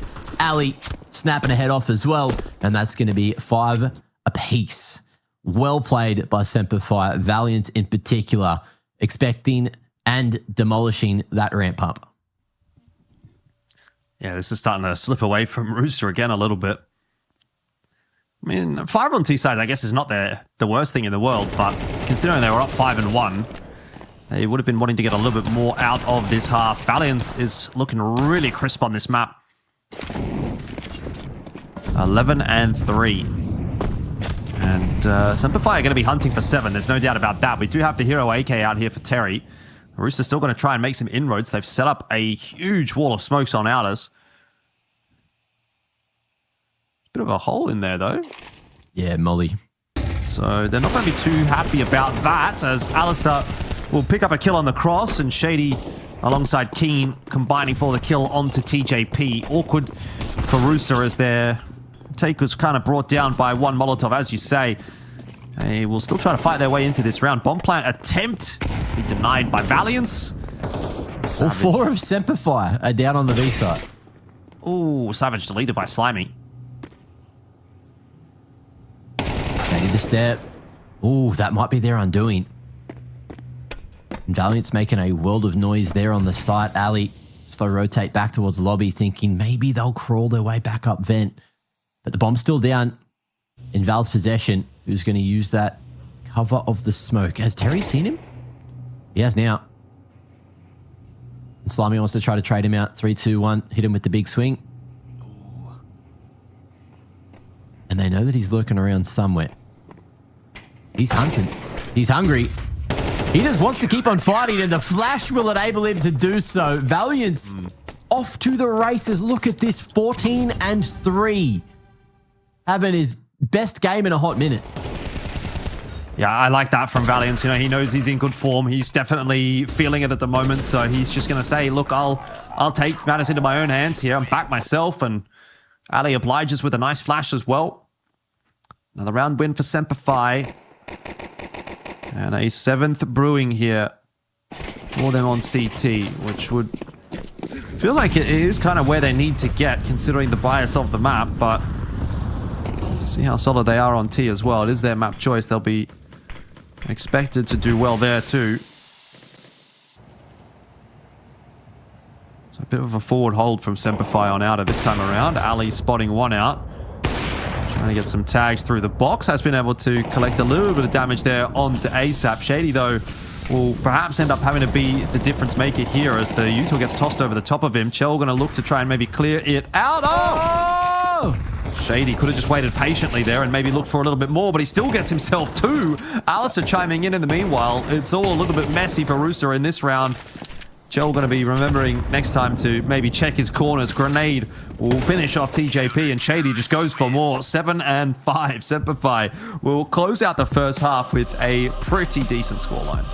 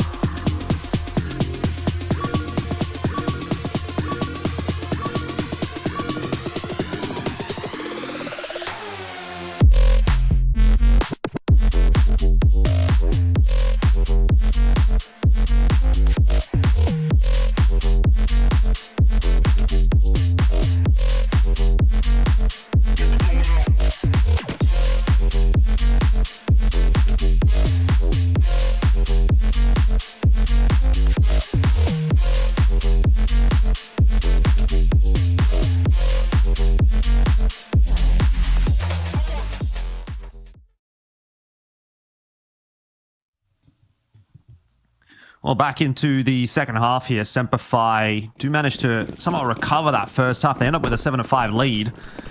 It's not going to be an easy map to close out, considering now that Rooster are moving onto that CT side. A CT pistol here would be a big start. Alistair will prevent TJP from taking any more part in this round, and now it's Savage's turn to try to take the fight to Slimy. He hasn't really done enough damage there, though the kill will be finished off by Keen, and Joe will be forced away at heaven. Here's Terry up and down the ladder, trying to help out. They're going to try and go for a quick retake before the bomb plant's even gone down. That may be surprising SemperFi a little bit, and now ASAP coming up with the goods. 2 kills from him. It is Rooster that will take the CT pistol and keep this map competitive. That was nasty. I think it was much needed as well, just to get that confidence back in Rooster. Mm-hmm.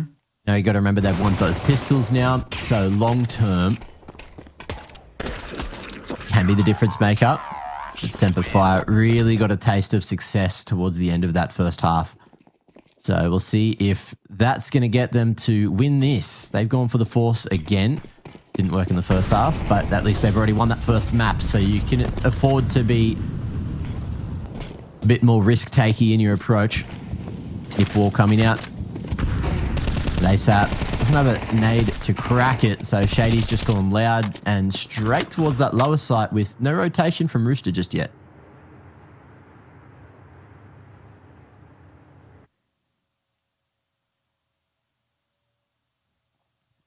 Very quiet indeed, as things slow down. Terry doing a pretty good job here from ramp. Be a flash in to try to disrupt him, but he's also got the assistance of ASAP, and Alistair is pretty donezo. Gets himself a headshot in there, but fantastic opening couple of rounds here in the second half for Rooster. Definitely going to stabilize their position on the map. For sure.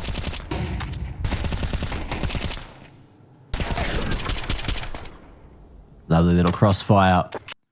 And Shady with all that map control towards the lower site. Unable to do anything with it. Rooster. Mild reinvestment. And SemperFi. Just what, 1, 2 Deagles in the mix. Smoking a banger. Or 3 Deagles even. Oh, and Ali's got the animation. You know what that means. Just got to hit it. Got to hit it. Oh. No back-to-back.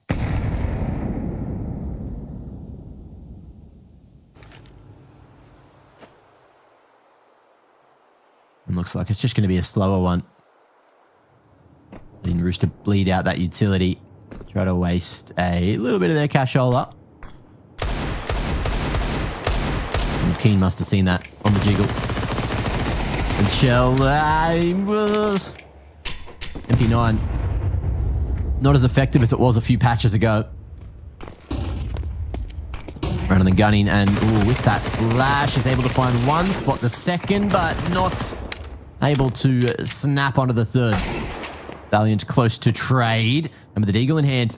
And the game that he's having, Rooster may just be quivering in their boots. Yeah, maybe. Now he's got an MP9. Val to be the one to maybe take that second contact. Actually goes down first as Terry will finish him off, and Ali falling to ASAP. The ramp hold again, a solid one for Rooster, will salvage the round. 8-7 lead now for Rooster, and if we're going by the numbers, this is now their map to lose. It's a CT-sided map. They're up 8-7. Money's looking good. We should be seeing a map 3 if everything goes to plan. Doesn't always go to plan, of course. No, for sure.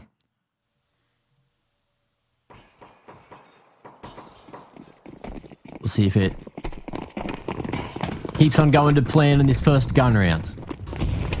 Important for Rooster to win if they want to stay in that pole position. Shell, oh, off that tag, Savage. He's heard it. We'll be expecting the aggression, but Terry gets the better of him. And with the numbers game strong, Chell posted on the line, able to get a freebie onto Ali, unanswered for, and the round gets that much harder for SemperFi. Yeah, it certainly does. It's half getting a charter as well. It's not just the rounds that we have to worry about at this point. You know, you can afford to lose a couple of rounds at the start of the half on the T side. It's not the end of the world. But if you end up losing a lot of rounds and you end up losing them pretty comfortably as well, that's where the CT money really becomes not a concern anymore. And so coming back at the latter stages of this half, you know, making a bit of a resurgence in the back stages is going to be less equitable for SemperFi now that they have given this boost to Rooster at the start of the CT side.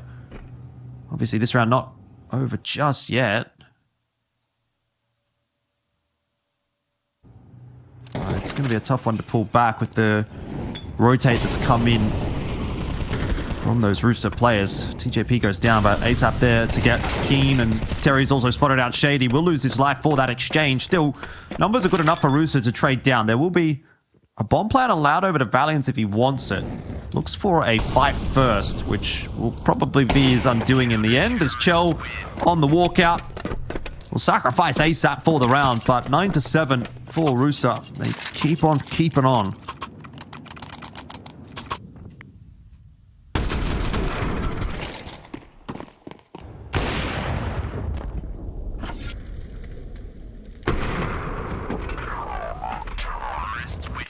Yeah, Valiance, unfortunately, can't always be looking in the right spot.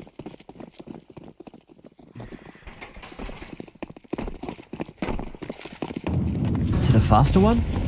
SemperFi. Keen respecting that insent towards ramp side, but there are 3 individuals towards this position.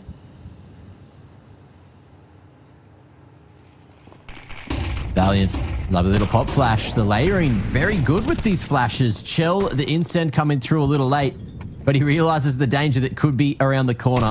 Terry going to try to hold on to the lower site. Savage opens, and so does Val.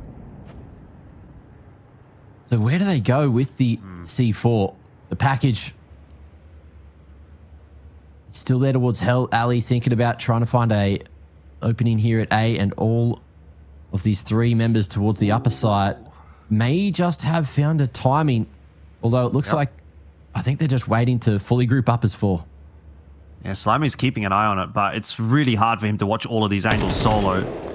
Looks like he's found his timing nicely. He does spot Keen out, and you can intuit from that there might be a couple of other SemperFi members up there on Heaven. Still, site control taken. Bomb plant going to go down. SemperFi still looking okay in this round. Valiant stays up at Heaven. He's got the powerful weapon, the M4. So he'll have to be the one to clutch this round out if push comes to shove. It's the 2 players down on the site with the Tech 9s that want to open the account and make it easier for him. Slimy pushing his way forward alongside ASAP, trying to clear out the angles. There's one for Alistair, and Valiance gets another. The trade comes through. Well done from SemperFi. They pull off a cheeky round, and we're right back into this conversation. It's such a back and forth here on Nuke.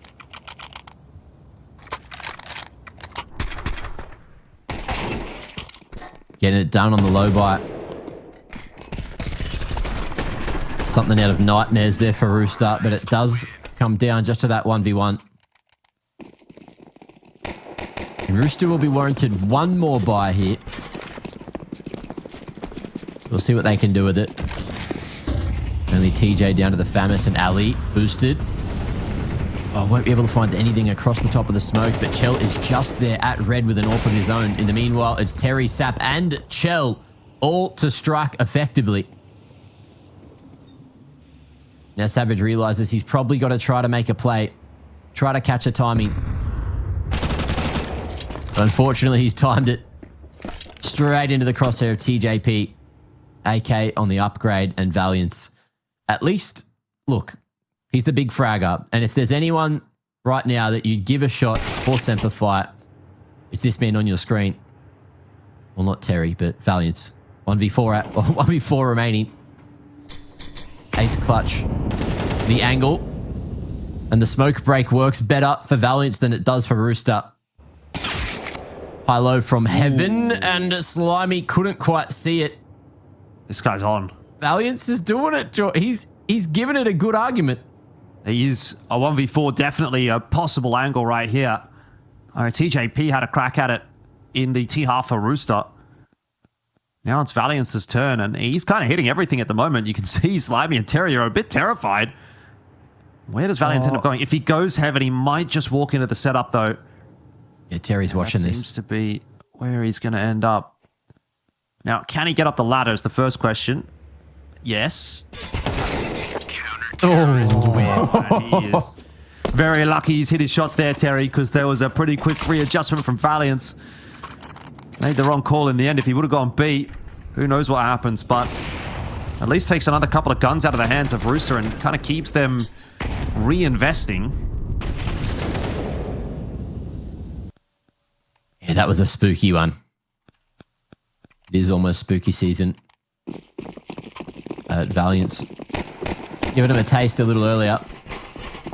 Rooster, though, first into the double digits. And with that win, the finances are still okay. I'd say good, but they're not really good. Chelios, MP9, aggression at outside again, is going to be able to find that first man advantage. Shady on the front side of those smokes. But Terry, eyes on the prize, knowing someone was still lurking around on the outside. And now, again, another two-man advantage. Rooster, it should be locked in. Mm-hmm. But SemperFi keep us guessing. Oh, hang on. Yeah, Savage has got down B, and it doesn't seem like Rooster are aware of that somehow. He must have event dropped. Okay, so he's going to find TJP. He can get two here. Oh, no, he's gone for TJP. What? He thinks he got saw. He thinks he got seen by Slimy. You think he got seen by Slimy? Yeah. Fair enough. I mean, it doesn't seem like it's going to matter too much in the round anyway, because that fight on outer kind of needed to go their way as well. And I guess a UMP doesn't exactly have the stopping power that he'd want. Yeah. So there was a chance in there for SemperFi, but not going to turn it. I mean, this fight as well, I thought Shady was good for one there. That felt like the timing was pretty good. It was an okay approach, but things just don't go right. Slimy, heads up play. We deal with Savage on the re-aggression. It could have gone the other way, but alas it hasn't. And Rooster now find themselves with a 3-round lead. Faster approach towards Squeaky. Keen doesn't want to go through it. Not initially. Nades causing a little bit of pain. And no one down the vent just yet. Although Keen crosses successfully. And Ali and Shady not too far behind. But the bomb's still isolated at outside. And with that smoke getting broken at the right moment, that's the package on the ground. And ASAP with that incendiary on secret. Unfortunately, hasn't managed to hold on to control of the objective. Terry, in the meanwhile, spotting the bomb, crossing over towards Australis. And Ali, the only man here to try and hold. He's been able to cross up to Megaton. Oh. He's gone into Megaton. What? No. Oh. He wasn't close enough to get the one-shot headshot onto Terry. He lived on 1 HP. Oh, Ali is incredibly unlucky there. Again, probably doesn't make a difference, though, for SemperFi. If Terry goes down there or not, I think Alistair's dead. So 12-8, Rooster looking much more switched on here on Nuke. And, yeah, we're going to be fighting ourselves on Inferno.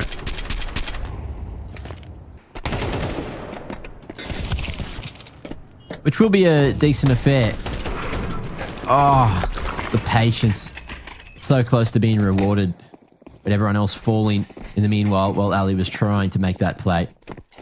Last opportunity for SemperFi to crawl into a comeback here. On this T-slide of Nuke.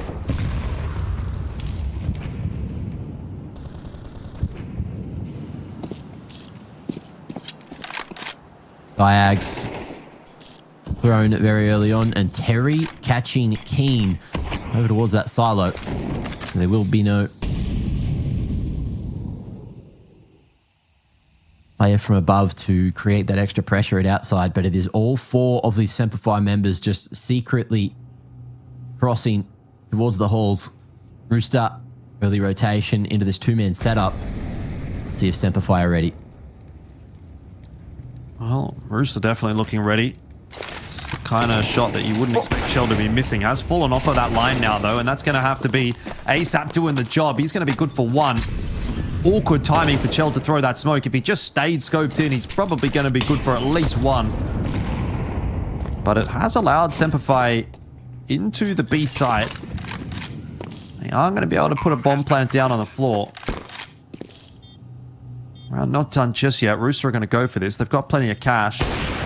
So Shady needs to hit the shot, and he does. That's through the wall onto Terry. TJP, with the 1-for-1 for himself, will leave the job onto the shoulders of Slimy, who's been spotted out, and an easy finish there for Alistair. So 12-9. SemperFi 3 away from making it to the OT. It feels like quite a stretch still, but not impossible, no doubt. Yeah, job certainly not finished by either team just yet. Set up in the halls looked good, but Sap, unfortunate to only find one after swinging off the contact. And you already highlighted it, but yeah, Chell unfortunately just pulling that smoke out at the worst possible moment. Let's see what changes. And if that's going to be enough to swing the tide of the game. Chell wants to keep on brawling towards outside. HE could be coming this direction towards red, but doesn't seem to be. It's gone towards top main instead. Found Keen and has at least brought it back to this 4v4. 3 towards outside still for SemperFi. And Savage lurking on that top of T-roof. Similar position to what we saw Slimy in before. And Rooster shifting that utility back towards the A site.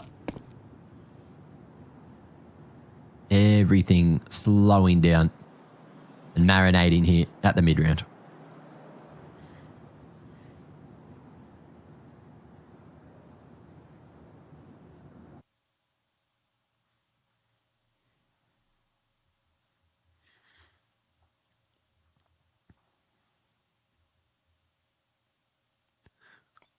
Yeah, very much slowing it down, aren't they?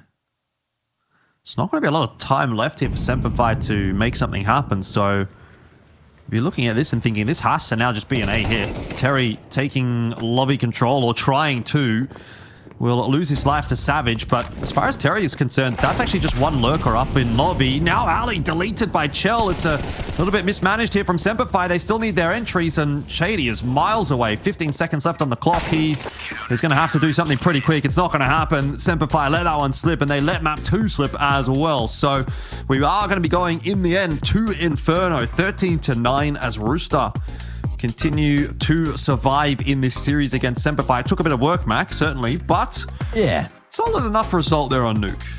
And flip the script from last time, you know, starting on the T side seemed to be the answer. Gave them a bit more momentum, especially moving into the CT side. Winning both pistols, as mentioned earlier, was honestly the difference maker. You win that, you win those second round forces, or like deny those second round forces, and it stops SemperFi from putting themselves in a position to succeed. Maybe if SemperFi didn't force either of those rounds, they'd have a bit more money to play with. But alas, look, they got another map to play with because they managed to take Overpass, and it will go all the way down to Inferno. And off the back of that, look, best of 3 instead of a best of 5. Maybe it allows both teams to play a stronger map for themselves, even though they did just trade maps. It's just one of those things, right? And that's Counter-Strike at the end of the day. Inferno, who do you think is going to take it with the form we've seen from them all so far? That's a pretty tough ask, quite frankly. I mean, it's a very strong-looking map on paper for SemperFi, so I'd probably give them the benefit of the doubt again. But last time they played, it was a close map, so we'll have to wait and see. It is going to be, once again, time for us to take a short break, so don't go too far away. Map 3 between Rooster and SemperFi will be coming up right after this.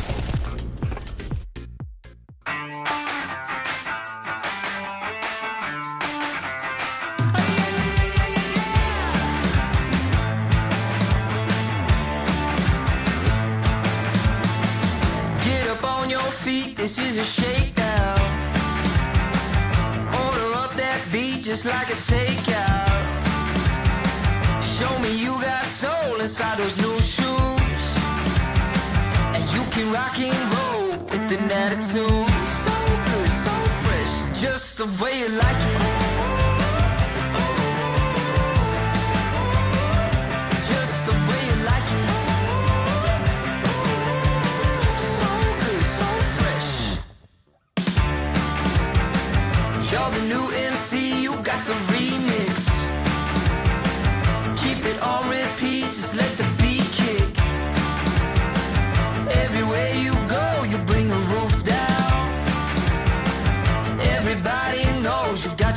sound. So good, so fresh, just the way you like it. Just the way you like it. So good, so fresh. Yeah, you like it, the way you like it. Oh, yeah, you like it, the way you like it now. Yeah, you like it, the way you like it. Oh, so good, so fresh. Get up on your feet.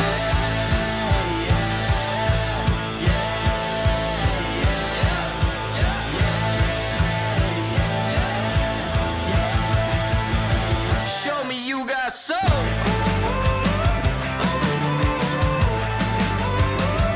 Just the way you like it. So good, so fresh.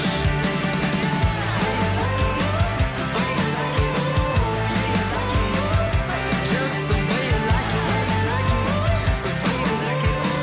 So good, so fresh. Get up on your feet, this is a shakedown.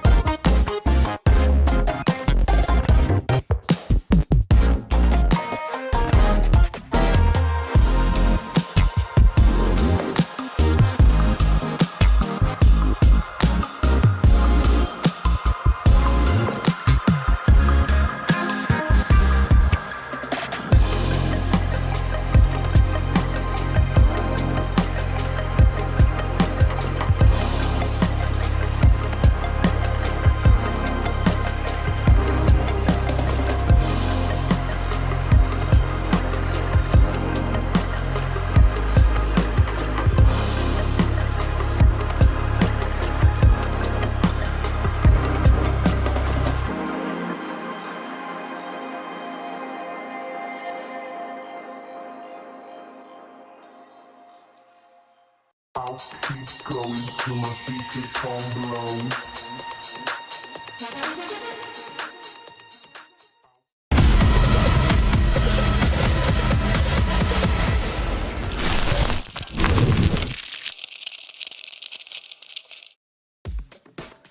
Rightio, welcome back on in. It is shortly going to be time for map number 3 here. And is it any surprise that we've gone to map 3 between SemperFi and Rooster? I don't think so, personally. These two teams tend to be, if not evenly matched in terms of the overall head-to-head, at least close enough that you could say you would expect Rooster to be able to push this to a third. The question, though, Mac, will be, will they be able to find what has typically been an elusive win against SemperFi?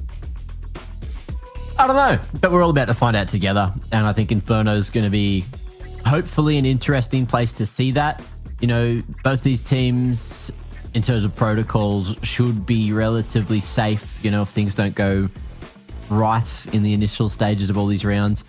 But who knows, maybe with the extra pressure, maybe with the taste of a grand final W for OCE Cup #1 on the line, we might see a few more risks being taken.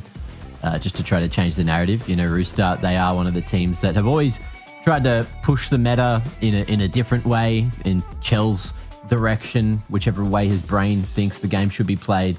And yeah, between, you know, now and then, time and time, every time we see him go internationally, maybe that changes a little bit and they'll come back feeling more experienced, playing more towards what I guess their understanding of the game should be. But then SemperFi, they've got that experience from Ali, they've got that leadership from Keen, and those things have been more than enough to get them a lot of success since Ali's been in the lineup. Yeah. We'll have to see, though, whether or not today is going to pan out any differently. I mean, I want to have hope that Rooster can actually make something interesting happen here. They don't exactly play a lot of officials on Inferno. Obviously, it's a map that is pretty handily in their pool, but just look at the numbers on paper, and it does feel like this one should be favorable enough for SemperFi. We'll have to wait and see, though. I think Rooster, you know, impressed me enough there on Nuke to make me think that it is going to be possible that they'll be able to contest Inferno here. I honestly thought that there was a world where they would just fall over and die after map 1 not going their way. I thought, okay, well, Rooster's going to mental boom, and that's going to be that. But wasn't the case.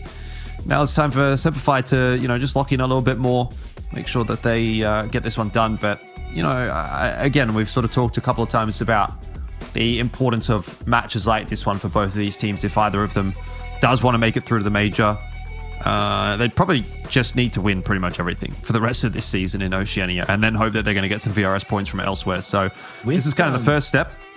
With the VRS points, the pre-calculated ones or whatever, you know, you said it was like a 17-point swing. Does that take into account the money, like the prize pool that they're going to prize money?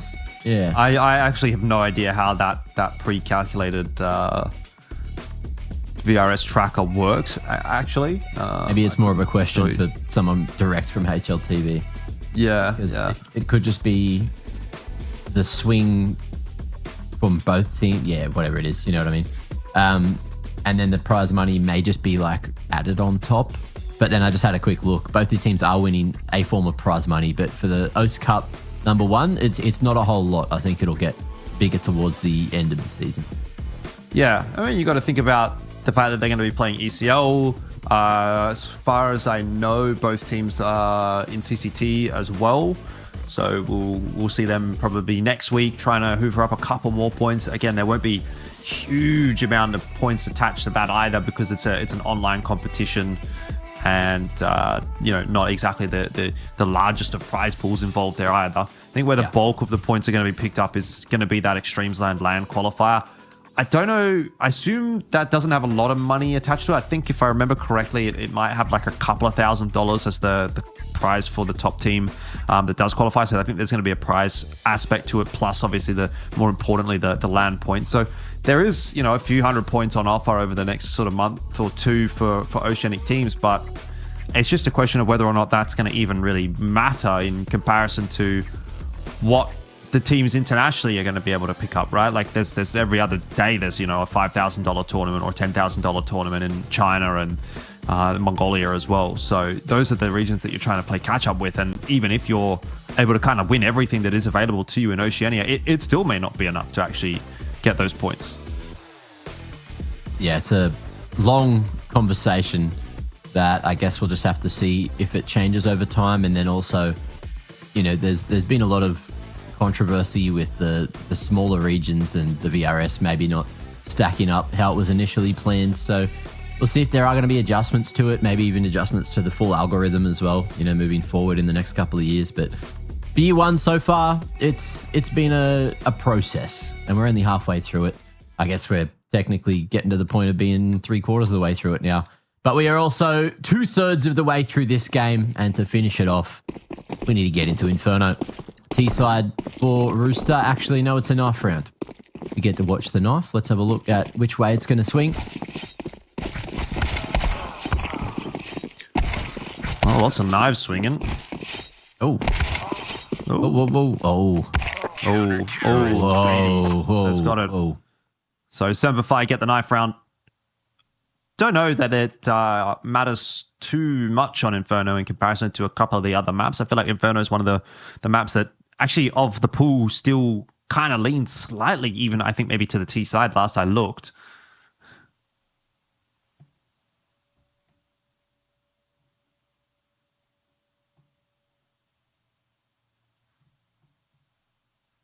I think every map now is CT-sided except for, I think it's Dust 2.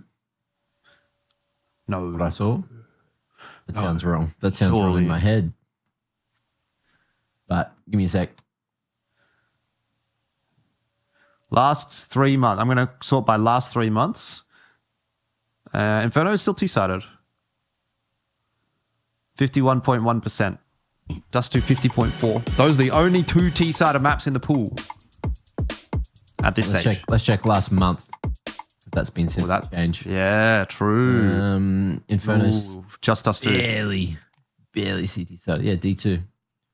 But look, I mean, the point stands that it's kind of like one of those maps where, again, you know, there's not a huge inherent bias one way or the other here, so maybe not the biggest of concerns with regard to that knife round and which side you get to start on. It is Rooster that are going to start on the T side here.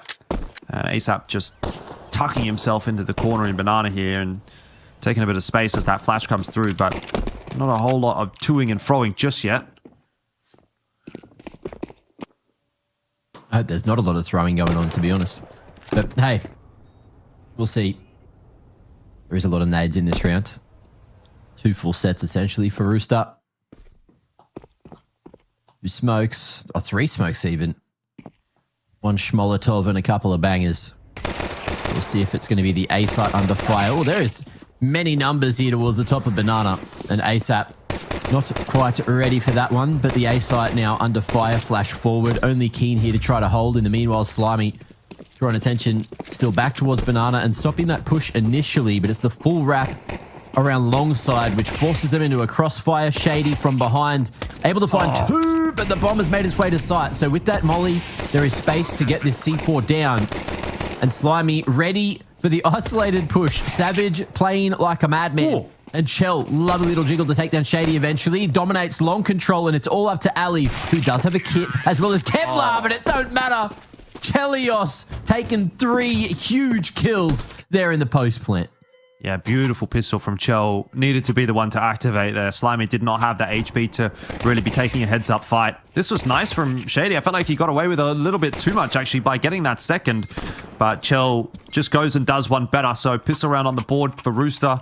They'll be feeling pretty G'd up. They'll be feeling pretty good. They've just won the last map. It was a close map, but it was a decent win.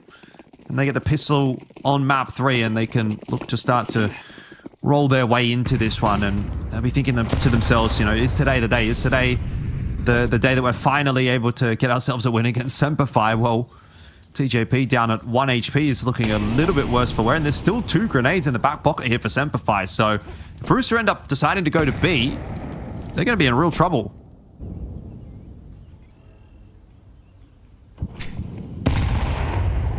Thinking about it, but Chelios getting big information as the CTs, they're going to get mopped up. 70 bullets against just a couple of USPs. I know which I'm backing. And Rooster clean, barely in that second round, I think. TJ was down to 1 HP in the meanwhile. Sap was low as well. Yep. No kills confirmed. And SemperFi, I think they learned from their past mistakes. They forced in those second rounds time after time, but this time went for the stack approach, which is weird because Inferno of all 3 maps would be the one I'd be expecting CTs to force in that second round. It's a good thing the Galils were there in Banana as well, though, wasn't it? Yeah. There's extra couple of bullets that are available in the Galil. Otherwise, that might have been a very dead shell, but either way, it's going to be a little flash into sandbags, and Keen is burning alive. That'll be an easy kill for TJP with the MAC-10. Keen was super dead there. There was nothing that he could do. Now it's going to prompt out a bit of CTU to flash through that smoke from Shady. Savage will get his Incent down. Timing's not too bad. It is going to split Rooster up. 2 players go forward, though. One straight into the smoke. That's the end of him. Chell down. MP9 spray. A little bit lacking there from Savage, but back to the 3-on-3. And now the job is on the shoulders of Alistair. He has heard some footsteps in middle. He'll be peeking around the corner here, trying to see whether or not there's going to be players pushing in his direction. Terry takes him out. Valiance has worked his way back over to A, but he's, again, tasked with a 3v1. Should be getting traded down here and will be by Slimy. So it will still be favorable for Rooster in the first gun round of Inferno.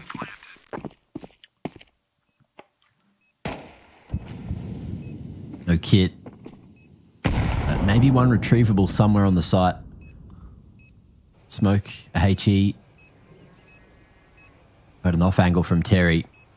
Will allow Slimy a moment to activate here from the top of Cold.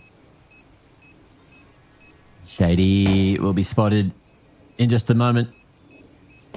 Or will he? Heard for sure. And it's the escape away. But a backside plant means no one will be surviving here. Except Shady. Oh. Yeah, untouched. Thought someone might have tagged him up in the meanwhile. So that's good for SemperFi's economy and good for the long run to try and crack Roosters. Well, end of the day, you'll still be happy with the round win as Rooster. For sure. As long as they can keep that streak going, you know, keep the momentum here. The difficulty is going to be when SemperFi starts to make some inroads. Can Rooster hold on to things? Can they recover back? At the moment, Rooster not putting a foot wrong so far. Chell's going to have a little bit of a look with the AWP in through middle. No cross coming from SemperFi initially, and as he said, their buys definitely lacking a little bit. 4 MP9s, just the 1 M4. And even their util coverage is a bit spotty here for SemperFi. No incends, at least none left.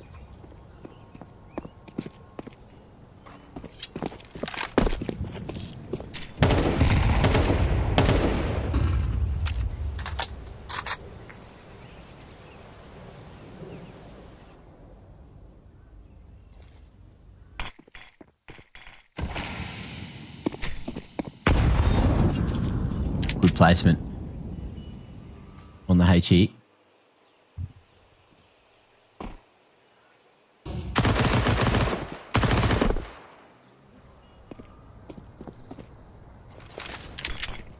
Rooster thinking about pumping through mid. Good timing on the flash, and Terry's crosshair trained to the perfect position for the first kill, but not the second.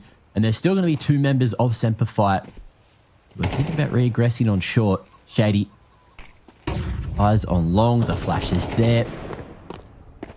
But in the meanwhile, I think they've made a bit of a read. Slimy taking down Shady. And Val, being the last member alive, may be able to find the package, which he will towards Freezer, but Slimy close in hauls to trade. That'll be a 4th for Rooster with 3 alive at the end. Will keep the economy kicking along. And SemperFi, they've got enough to buy up again. Yeah, but a 4-0 handicap given to Rooster is already starting to put them in a solid position to start thinking about winning this series. Obviously early days. AWP in the hands of Alistair. See if he can find a way to activate. He's going to go over toward the A site. Maybe have a little bit of a look down middle.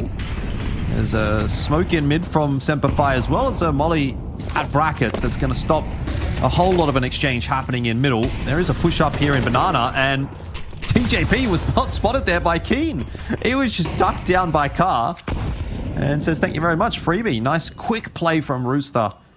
Up Banana. Take that space, and Keen having a real rough time holding onto Sandbag so far.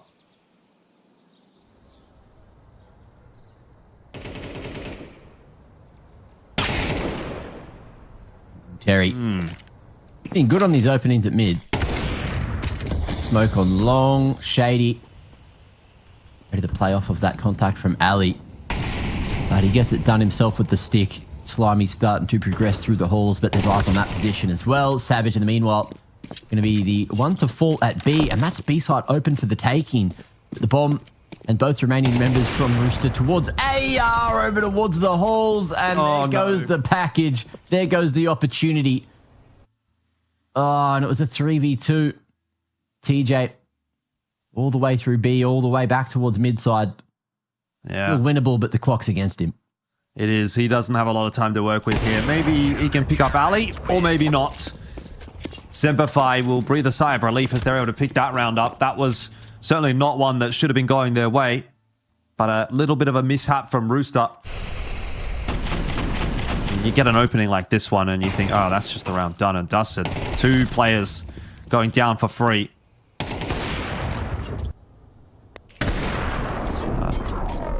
At this point, you remember what I was talking about at the very start of this matchup, you know, thinking about Rooster being a good enough team to contest SemperFi, but just making some kind of like silly errors here and there that tend to throw away maps or rounds that end up, you know, contributing to the recovery from their opponent. And that might be one of those rounds where you look at that and go, well, that's a really soft loss, you know, like, okay, it's not the end of the world, but in an ideal world, you don't lose that round. You're up 5-0, and it's still looking pretty tough for SemperFi, but immediately that round goes by the wayside, and Rooster are on the back foot again. They have to work hard to try to win this round. No trade coming through. Valiant's alive at Porch. Bombs dropped on short. 2 players here for Rooster, and they're trying to find a recovery in this round, but that incense is really going to cause problems. Great shot from Slimy. Keeps himself alive and going to continue to take that fight to Keen. In the meanwhile, Chell just sort of floating around in the apartments, not having any impact at all just yet, and he is being flanked by Ali, which he is not going to expect at all. So 2 now for SemperFi, and it's all off the back of a mishap from Rooster.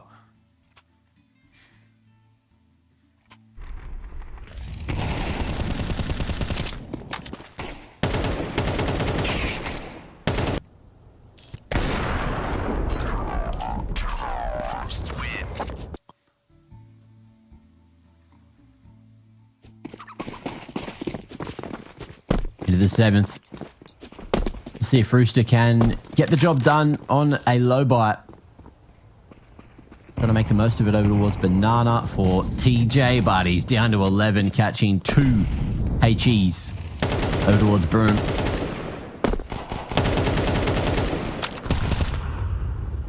Awkward fight at mid for a pistol to have to take. Valiant's going into Boiler. Will get his head ripped off by the Tech 9. And then 4 will be potentially tossed across to someone with a bit of extra health to play with. Only Savage solo on the B site. And Rooster did manage to take him down before, so we'll see if they go with a stronger approach in the numbers this time. I mean, with only 1 player here to defend, if Savage gets this wrong, if he, for some reason, just gets picked off, this could still be a Rooster round win. The difficulty is he's got a lot of delaying util still in that back pocket. Incense not really going to be able to spread too far, so TJ can get up in front of it, but Smoke's going to go down. They're just going to have to go through it. Rooster are going to have to try and make something happen here, find the trade, and that's pretty difficult. So enough job done by Savage. Bomb plant denied so far. Shady through quickly alongside Keen. We'll get the round on the board for SemperFi, and they're really starting to ramp up now. 3 in a row on this CT side. Looking good, looking comfortable. Long time ago that Rooster was on a bit of a streak. That came to a rather untimely end, and now the going gets tough as we start to get into the grindier parts of the half.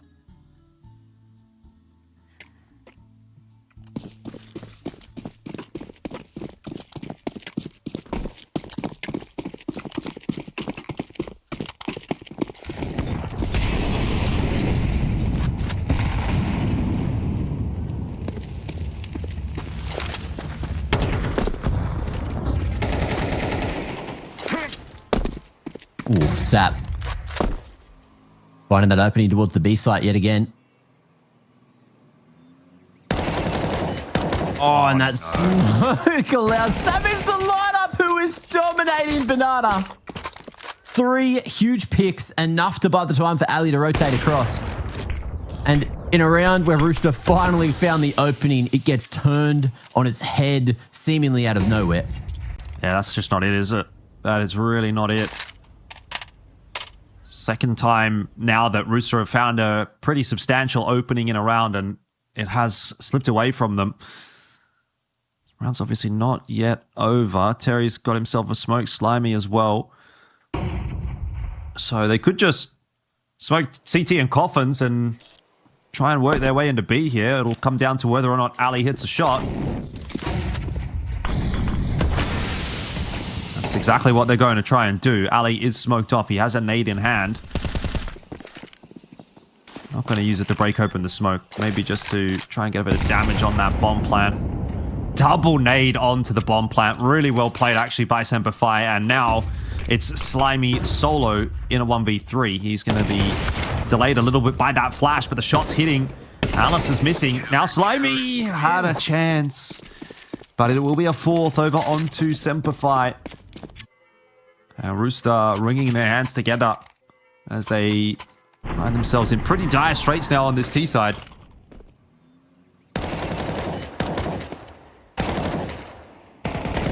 Is that a CT smoke or a T smoke? It had to be a CT smoke, right? I believe so. Banana. So, you know. Oh wait, the one at the top of the half wall? Banana? Nah, that was the half wall. Pretty sure. Is it a T smoke? Yeah. I was going to say, because like, it seemed like Savage had a pretty good idea that there was going to be a little bit of a gap in that smoke on the left. And exploited it nicely. So just reading it really well. 1 for 1 as the quick play toward top Nana continues into the B site. Rooster keeping that momentum going. They don't know that there's 3 players here. So they've gotten rid of Keen, but they still need to clear out Shady. Slimy's going to get them that information. Ali through the smoke hits a shot onto Terry. And Shady doing a great job of holding on from Nubox. Leaves TJP alone. If he had the bomb, he could go away and get a plant, but the bomb is dropped on B. Now he's going to have to win that 1v3. Starts well. Doable with the Tech 9, but a tough crossfire to break. Ali would need to miss a shot with that AWP, you'd think, and even then, probably the rifler gets it done. Not going to happen. 5 in a row now for SemperFi.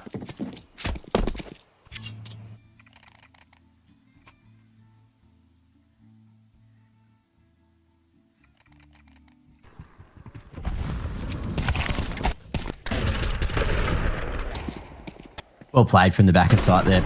Shady with the defensive smoke, able just to dance around and deal with the pressure coming at him quickly from Rooster.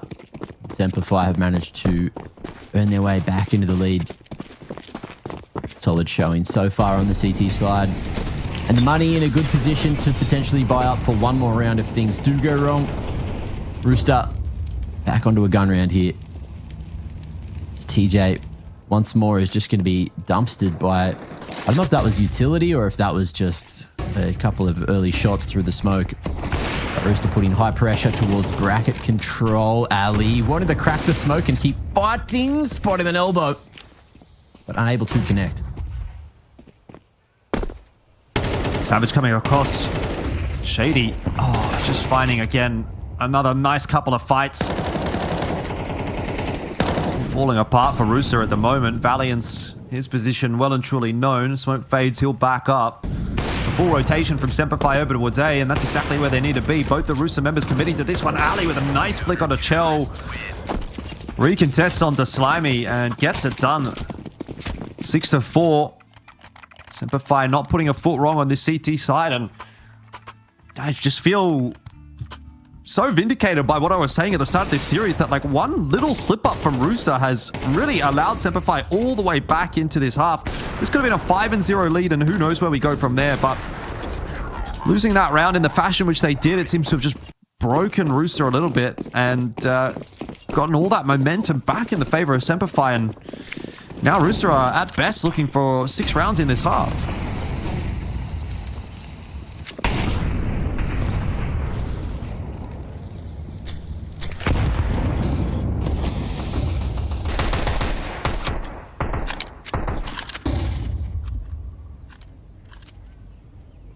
SemperFi happy just to go for the 2-3 split yet again.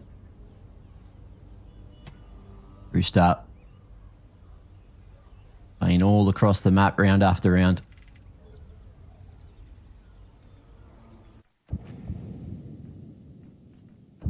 DJ putting Terry on the line just to clear the corner. And there's not a lot of util. So we'll see Rooster potentially have to go in. These smokes are thrown, or maybe they go in before it, try to bait out that util and just throw them on the run. And right now is a very good time for them to go. No one playing Arch, no one going for those rotations, but Ali's starting to call that one in. The lineup was there, but the Tech9 gets the shot off that little faster. Savage at second oranges will only be able to find one, and that's just not going to be good enough in the 4v3. Keen's positioning and timing almost was. Slimy, though, will shut that down before it really gets too out of hand. 25 seconds to get the bomb plant. It's going to be safe enough for Terry. Yeah, well, actually, I've spoken too soon. He's deleted there by Shady in the end, but he did get the plant down, and that's what it's important. Rooster desperately need this round. TJP will give it to them. 6-5. Rooster continue to just keep this close. They can find the last round of the half here and make it 6 on T side. That's not a bad shout at all.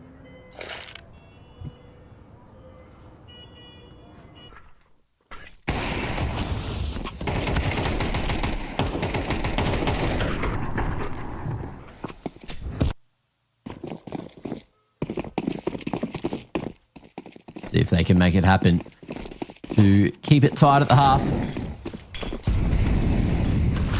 Gel. Eastside AWPing on Inferno.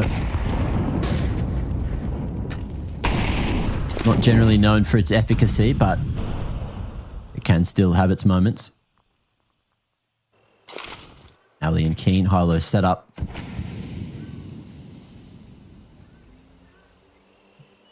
Fresh on that banana smoke, nice and early.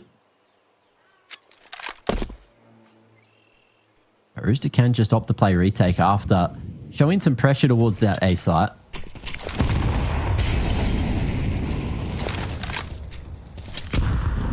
Well, you're not hitting the intended location.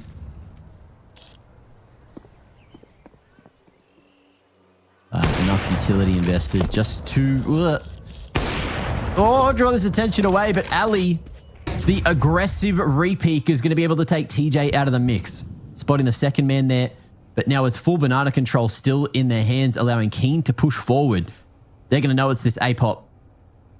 And Rooster are taking their sweet time making it up short. Yeah, you think this is probably not going to go very well for Rooster, but they don't have too many other options. No map control available to them. They'll flash their way into the site, and ASAP with the one, Slimy another. So it is actually doable in this 2-on-2. The problem is going to be the fast flank coming through. SemperFi so quick on that rotate. They've been spotted out by Slimy, or rather by Terry.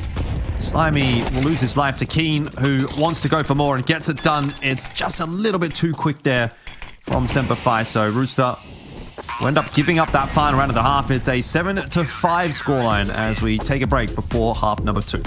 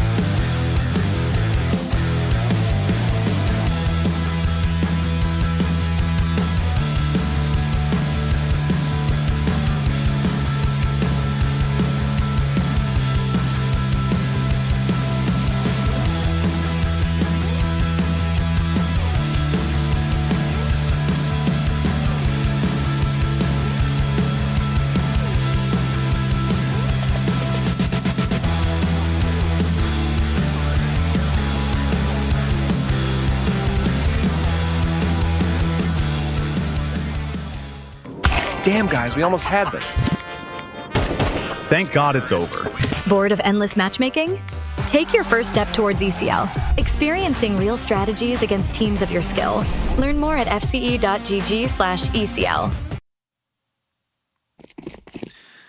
Welcome back on into the second half. It's going to be an all-important pistol here. SemperFi have actually been struggling a little bit on the pistols, and, well, maybe not this time around. Shady took a little while to calibrate, but that has given the opportunity to Rooster to clean things up. Few too many whiffed shots with those Glocks, and it's Rooster that are on top 1v3. Valiant's also a whiff. ASAP lives on 2 HP, and that is, I think, all 4 pistols in the last 2 maps for Rooster, which is going to be a big talking point, assuming they can go on to win this series, but you couldn't ask for a better start to the second half.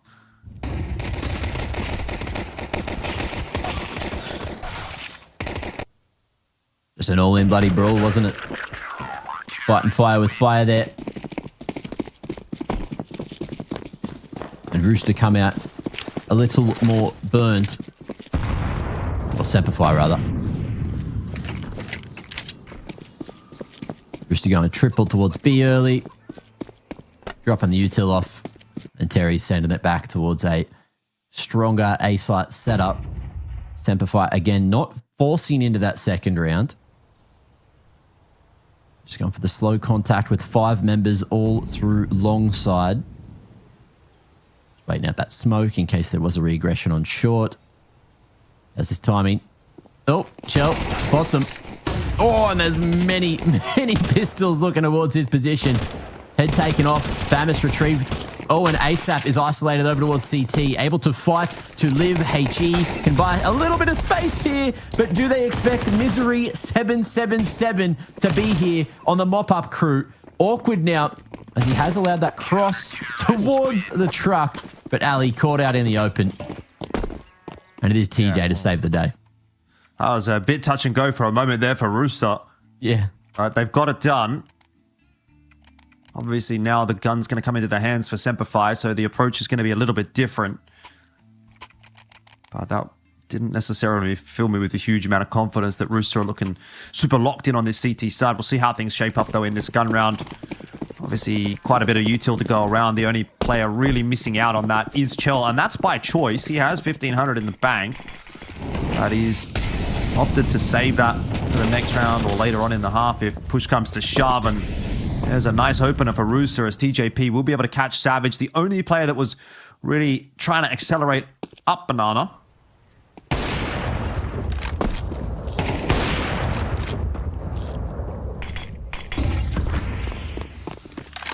Nice pressure here, though, onto Chell. Forcing him away, and how he's been smoked off, both at Arch and Library, which is going to leave Slimy alone. He's really trying to bide his time and hope that some assistance is going to come across. He's been spotted through the gap, and that'll be the opener that Valiant needs. And yeah, unfortunately for Rooster, just a solo hold essentially on A is not going to be enough.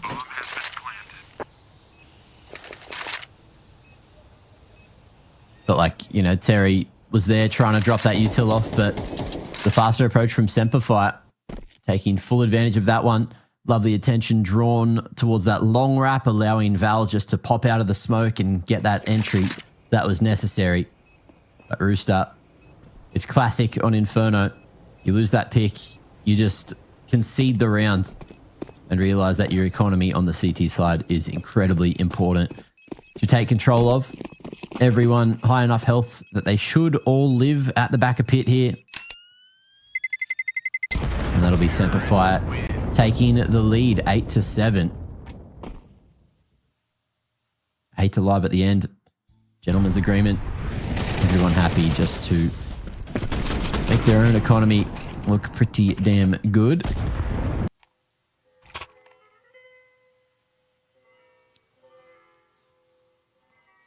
Let's see what adjustments are made for Rooster this round, just to make sure history doesn't repeat itself. They don't lose another round in the same fashion. Rooster going 3-2 setup yet again. Terry going to be the man towards A this time, and TJ on the off angle was hoping he'd be able to find some space in the flames. But alas, it is SemperFi to take the pick, fall back, and now look to put some pressure back at mid. Yeah, pressure's on Rooster now. SemperFi win this round, their money's going to be broken. These A defenders with a bit of a job to do. Terry caught out in transition, dumping util ASAP, not able to get across just yet. Might have to brave a push through this arch smoke, and if he gets his timing wrong, he will be dead, which he gets a 1-for-1. That is still not really going to relieve that pressure on Slimy at all, and Chell also wondering what's happening. Slimy spots the bomb. That is going to inform the rotate a little bit, but Slimy needs to do a lot of work here. Gets that smoke down just in time to play around, but Ali still catches him. And this one is looking pretty doomed for Rooster. Chell will be best off just saving the orb.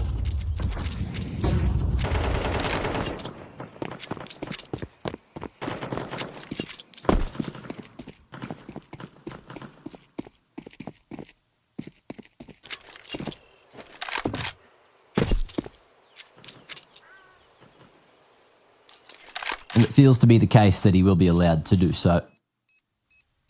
No one really going for the hunt just yet.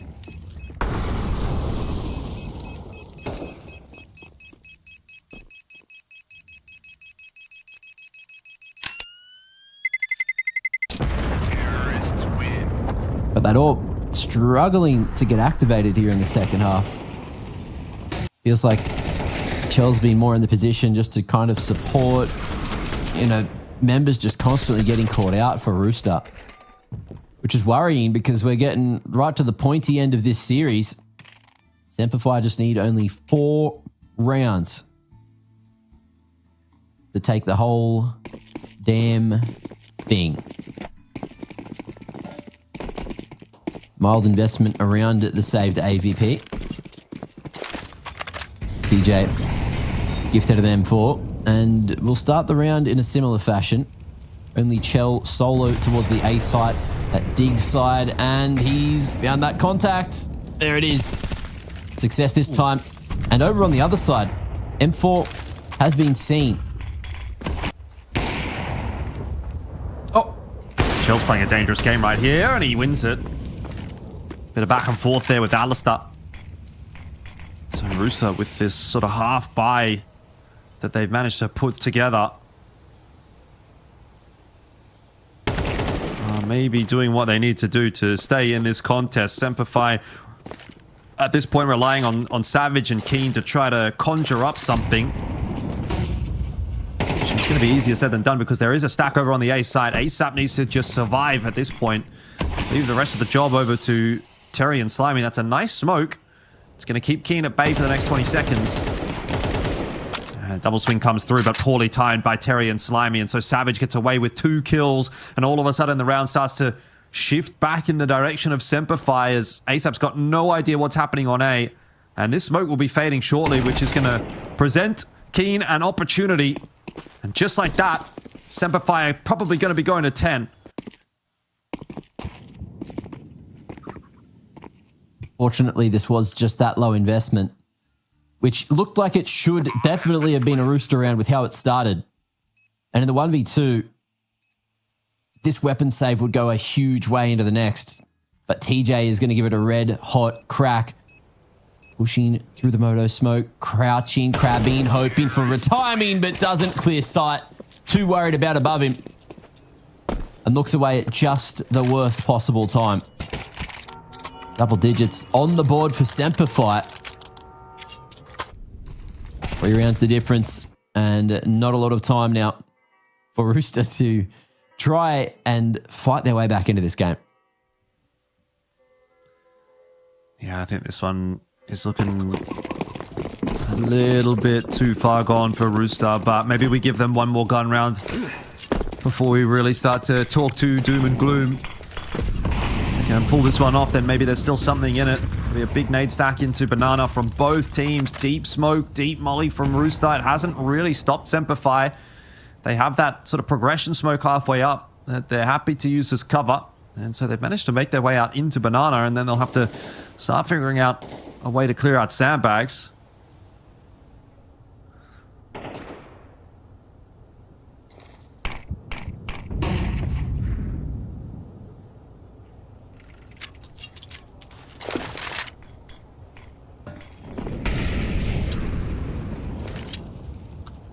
Util getting traded. Over towards apartments. SemperFi just feigning as much presence here as possible as the half-wall smoke fades. And now they put their best foot forward over towards Banana. That timing looked like Savage could have found one, but Slimy up on quad. Able to find the first pick of the round. Terry cheating across and bringing in extra smoke towards the B site. Site set up on oranges and new box. And the Flames are going to force TJ to just jump to his demise. Sap from the back of site needs to be the difference maker. Still alive.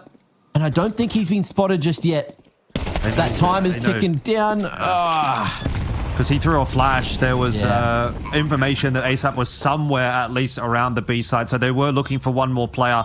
Even if they didn't know exactly that he was at new box, they knew that they had to clear someone else out. Now it's 2-on-3 for the retake here, and Slimy and Chell with a job to do. That's started nicely. Chell with the grenade in hand could do a bit of extra damage onto Keen. That nade, though, has not gone deep enough into Dark. Alistair getting away with that kill onto Slimy. Keen onto Chell. 11 for SemperFi. Rooster have gotten close once again, but it does feel like it's just going to be out of reach. A win against SemperFi once again. I feel like there's been one too many rounds here where you've seen Rooster get the opening pick and it just not get converted. I think, you know, I can count them on one hand, but it's still more than you'd see from a lot of these teams. And that's definitely got to hurt. Half buy down, just giving themselves some form of opportunity in this round. And these pistols, they're going to be looking for an opening. TJ playing a dangerous game, which it feels like he's done all game so far. And he'll pay the price for it. 2 picks towards the B site will trigger the rotation. Slimy spotted, looking for a refrag down mid. But may just be able to catch a timing. Chell's walked through the mid smoke for no apparent reason, and both T's were caught with Util out. I think he's figured that it was going to be that A site pop out of halls. And Slimy, in the meanwhile, he did make a step earlier towards Boiler. So Ali, full focus on the flank. But I dare say you just carry these AKs across into the next round. Yeah. The trouble is, like, it's such a nice play for Chell, but it doesn't actually really achieve a whole lot because the other portion of the offense had the bomb in tow, right? If the bomb was in middle there and SemperFi had to come back and retrieve it, then yeah, maybe there was something in that. But unfortunately, it just ends up being 2 nice deagle shots, and that's it. So another round on the board for SemperFi here. They're going to go up to 12, and yeah, taking these 2 AKs into the next round is something of a win for Rooster, but given that they have got their backs against the wall, they will certainly have been wanting more out of this round, more than just a couple of AKs and a loss, but it is what it is. And now the great fight back has to begin. They need 5 in a row to make it to OT.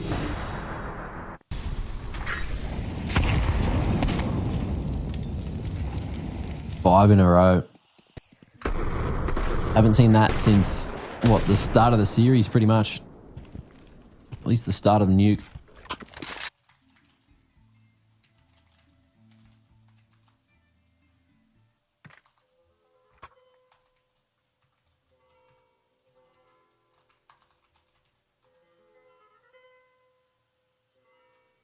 We'll see where we end up at the end of it.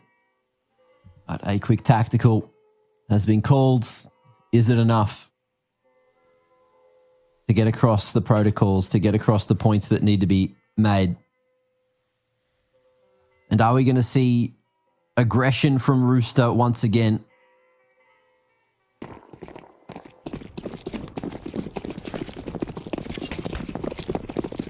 Bottom banana smoke thrown.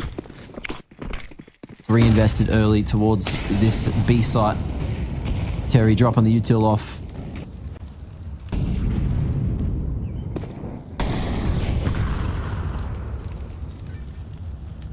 And SemperFi. Only Savage to try to make a little bit of noise. Silent drop lineup. Going to be used there. Sneaks back out to second. SemperFi. Contact play towards the top of Banana, but that flash gets all the info that Rooster need.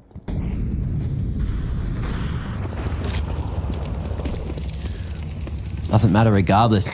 TJ going to be picked off by the AWP. And fake dink through the corner. Might incentivize ASAP to go through aggressively, but he's just holding on to church control and hoping that the other boys can survive on the rotate. Trying to deal with Savage here is a big task, and we might be all done here, Jordan.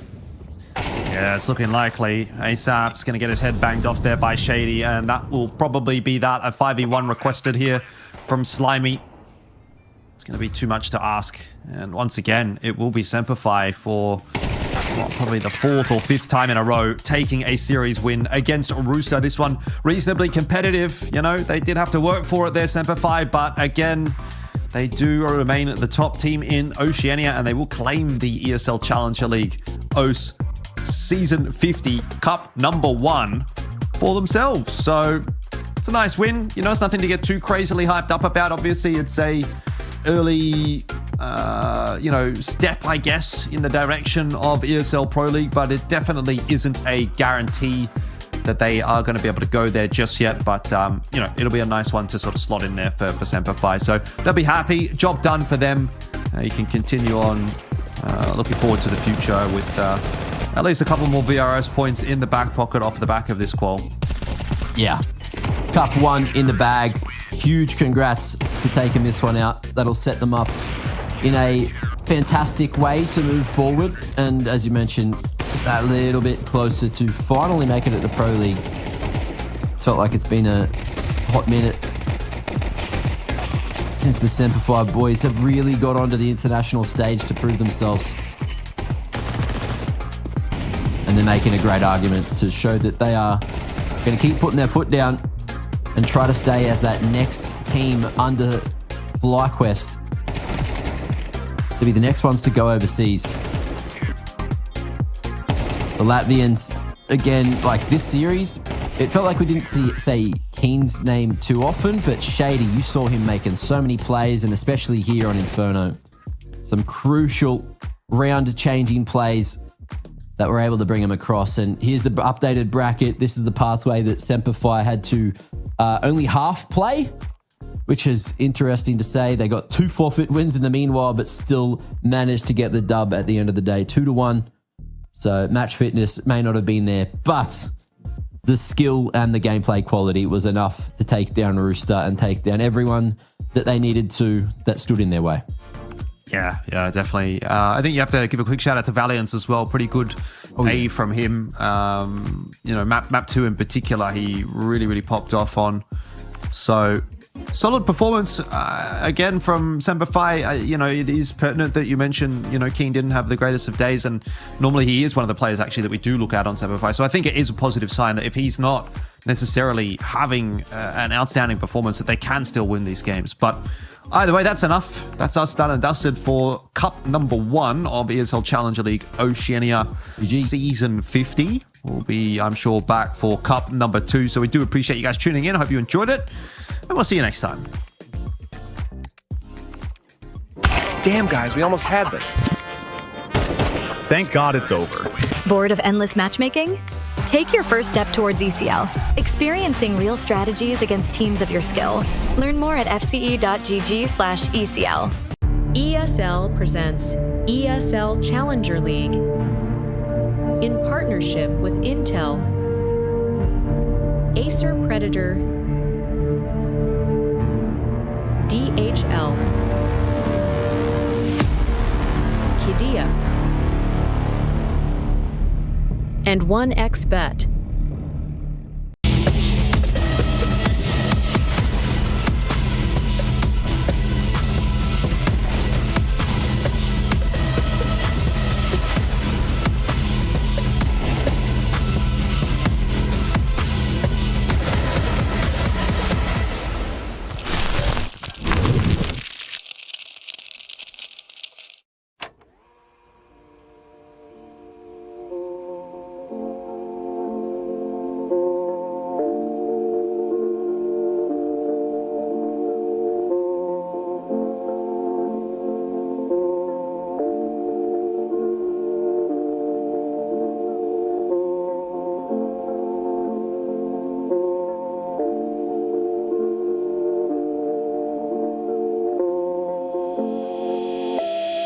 Bye.